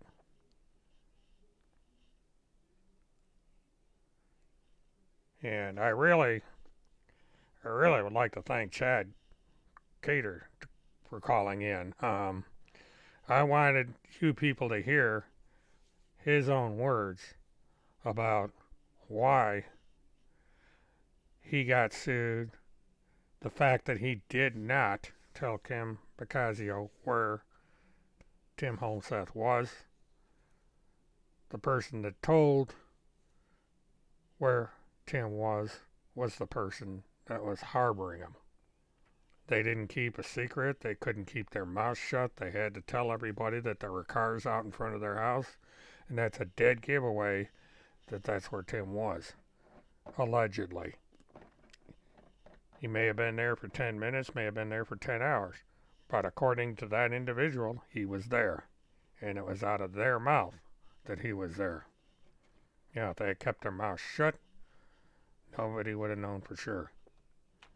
And then, of course, Timmy had to make the little video about Chad, and that made the situation worse. It just confirmed what we already knew, that Tim had gone to that house first and then on to Plum City, Wisconsin. And the PPTF is going to be history. You're not going to hear about PPTF for very long, at least not on the internet. You're going to, all the little airplanes are going to go away. That picture, by the way, in case anybody missed what I had talked about, that is a picture that the United States Air Force took that picture. It's a property in the United States Air Force, so he basically plagiarized the Air Force to come up with that picture. That picture had nothing to do with a pedophile task force. It had to do with something entirely different. Basically, it was the people were being dispatched down to guard the wall. And anybody that had taken the time to do an image check of that airplane would have found that out. And it's, you know, it's as simple as can be. You have a pizza delivery driver, one that's not even employed, saying that he is the press secretary for this super secret government agency, and it's up to him to make this information public. You know, it's so obviously stupid for anyone to even remotely believe that it's even possible, let alone that someone like Timothy Holmseth is part of it. But, you know, he's done this for years. Before this, it was some thing, Robert Steele, the guy who did the Mars colony thing, had Tim believing that he was part of some world court or whatever the hell it was, and that Timothy was going to go over to the United Kingdom and testify in court about all these cases that Timothy had been involved in. Then if you go back in time from that point, Timothy Holmseth was a protected witness through the FBI, through the Justice Department, so on and so forth. And he had all the secret information on the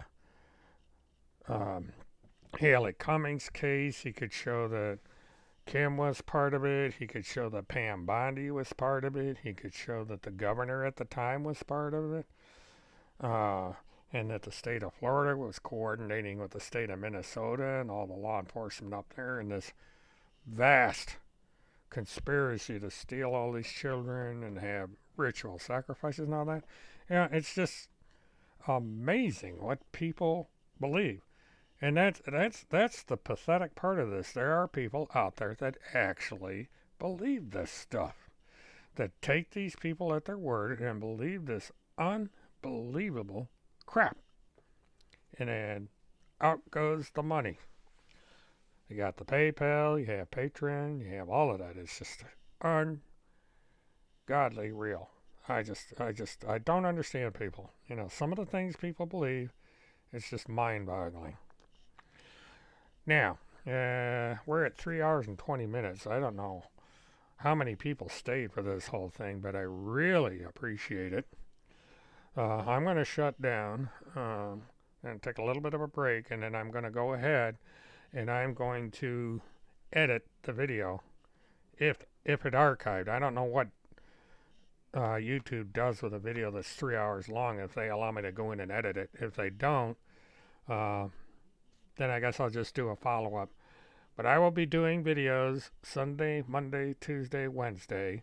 And just to explain briefly before I take off what happens, because people complain because they hear noise in the background. When I go to the airport, I go to the airport 4 times a week, sometimes 5 times a week. And when I do my monologues, I do them in the car. And you get the background noise from the car. I've tried every microphone on the planet to try and get rid of the background noise. But I'm driving a little Honda Fit, and they're not exactly soundproof. And so if you get background noise in my videos, I apologize, but there's nothing I can do about it. But I record while I'm driving down the road, and then while I'm in the plane, I edit the videos, and then I put them up. And so it's usually depending on how much time I have. So thank you all again. And this is William K. Murtaugh, Mert Witness 1. Have a good one. Bye-bye.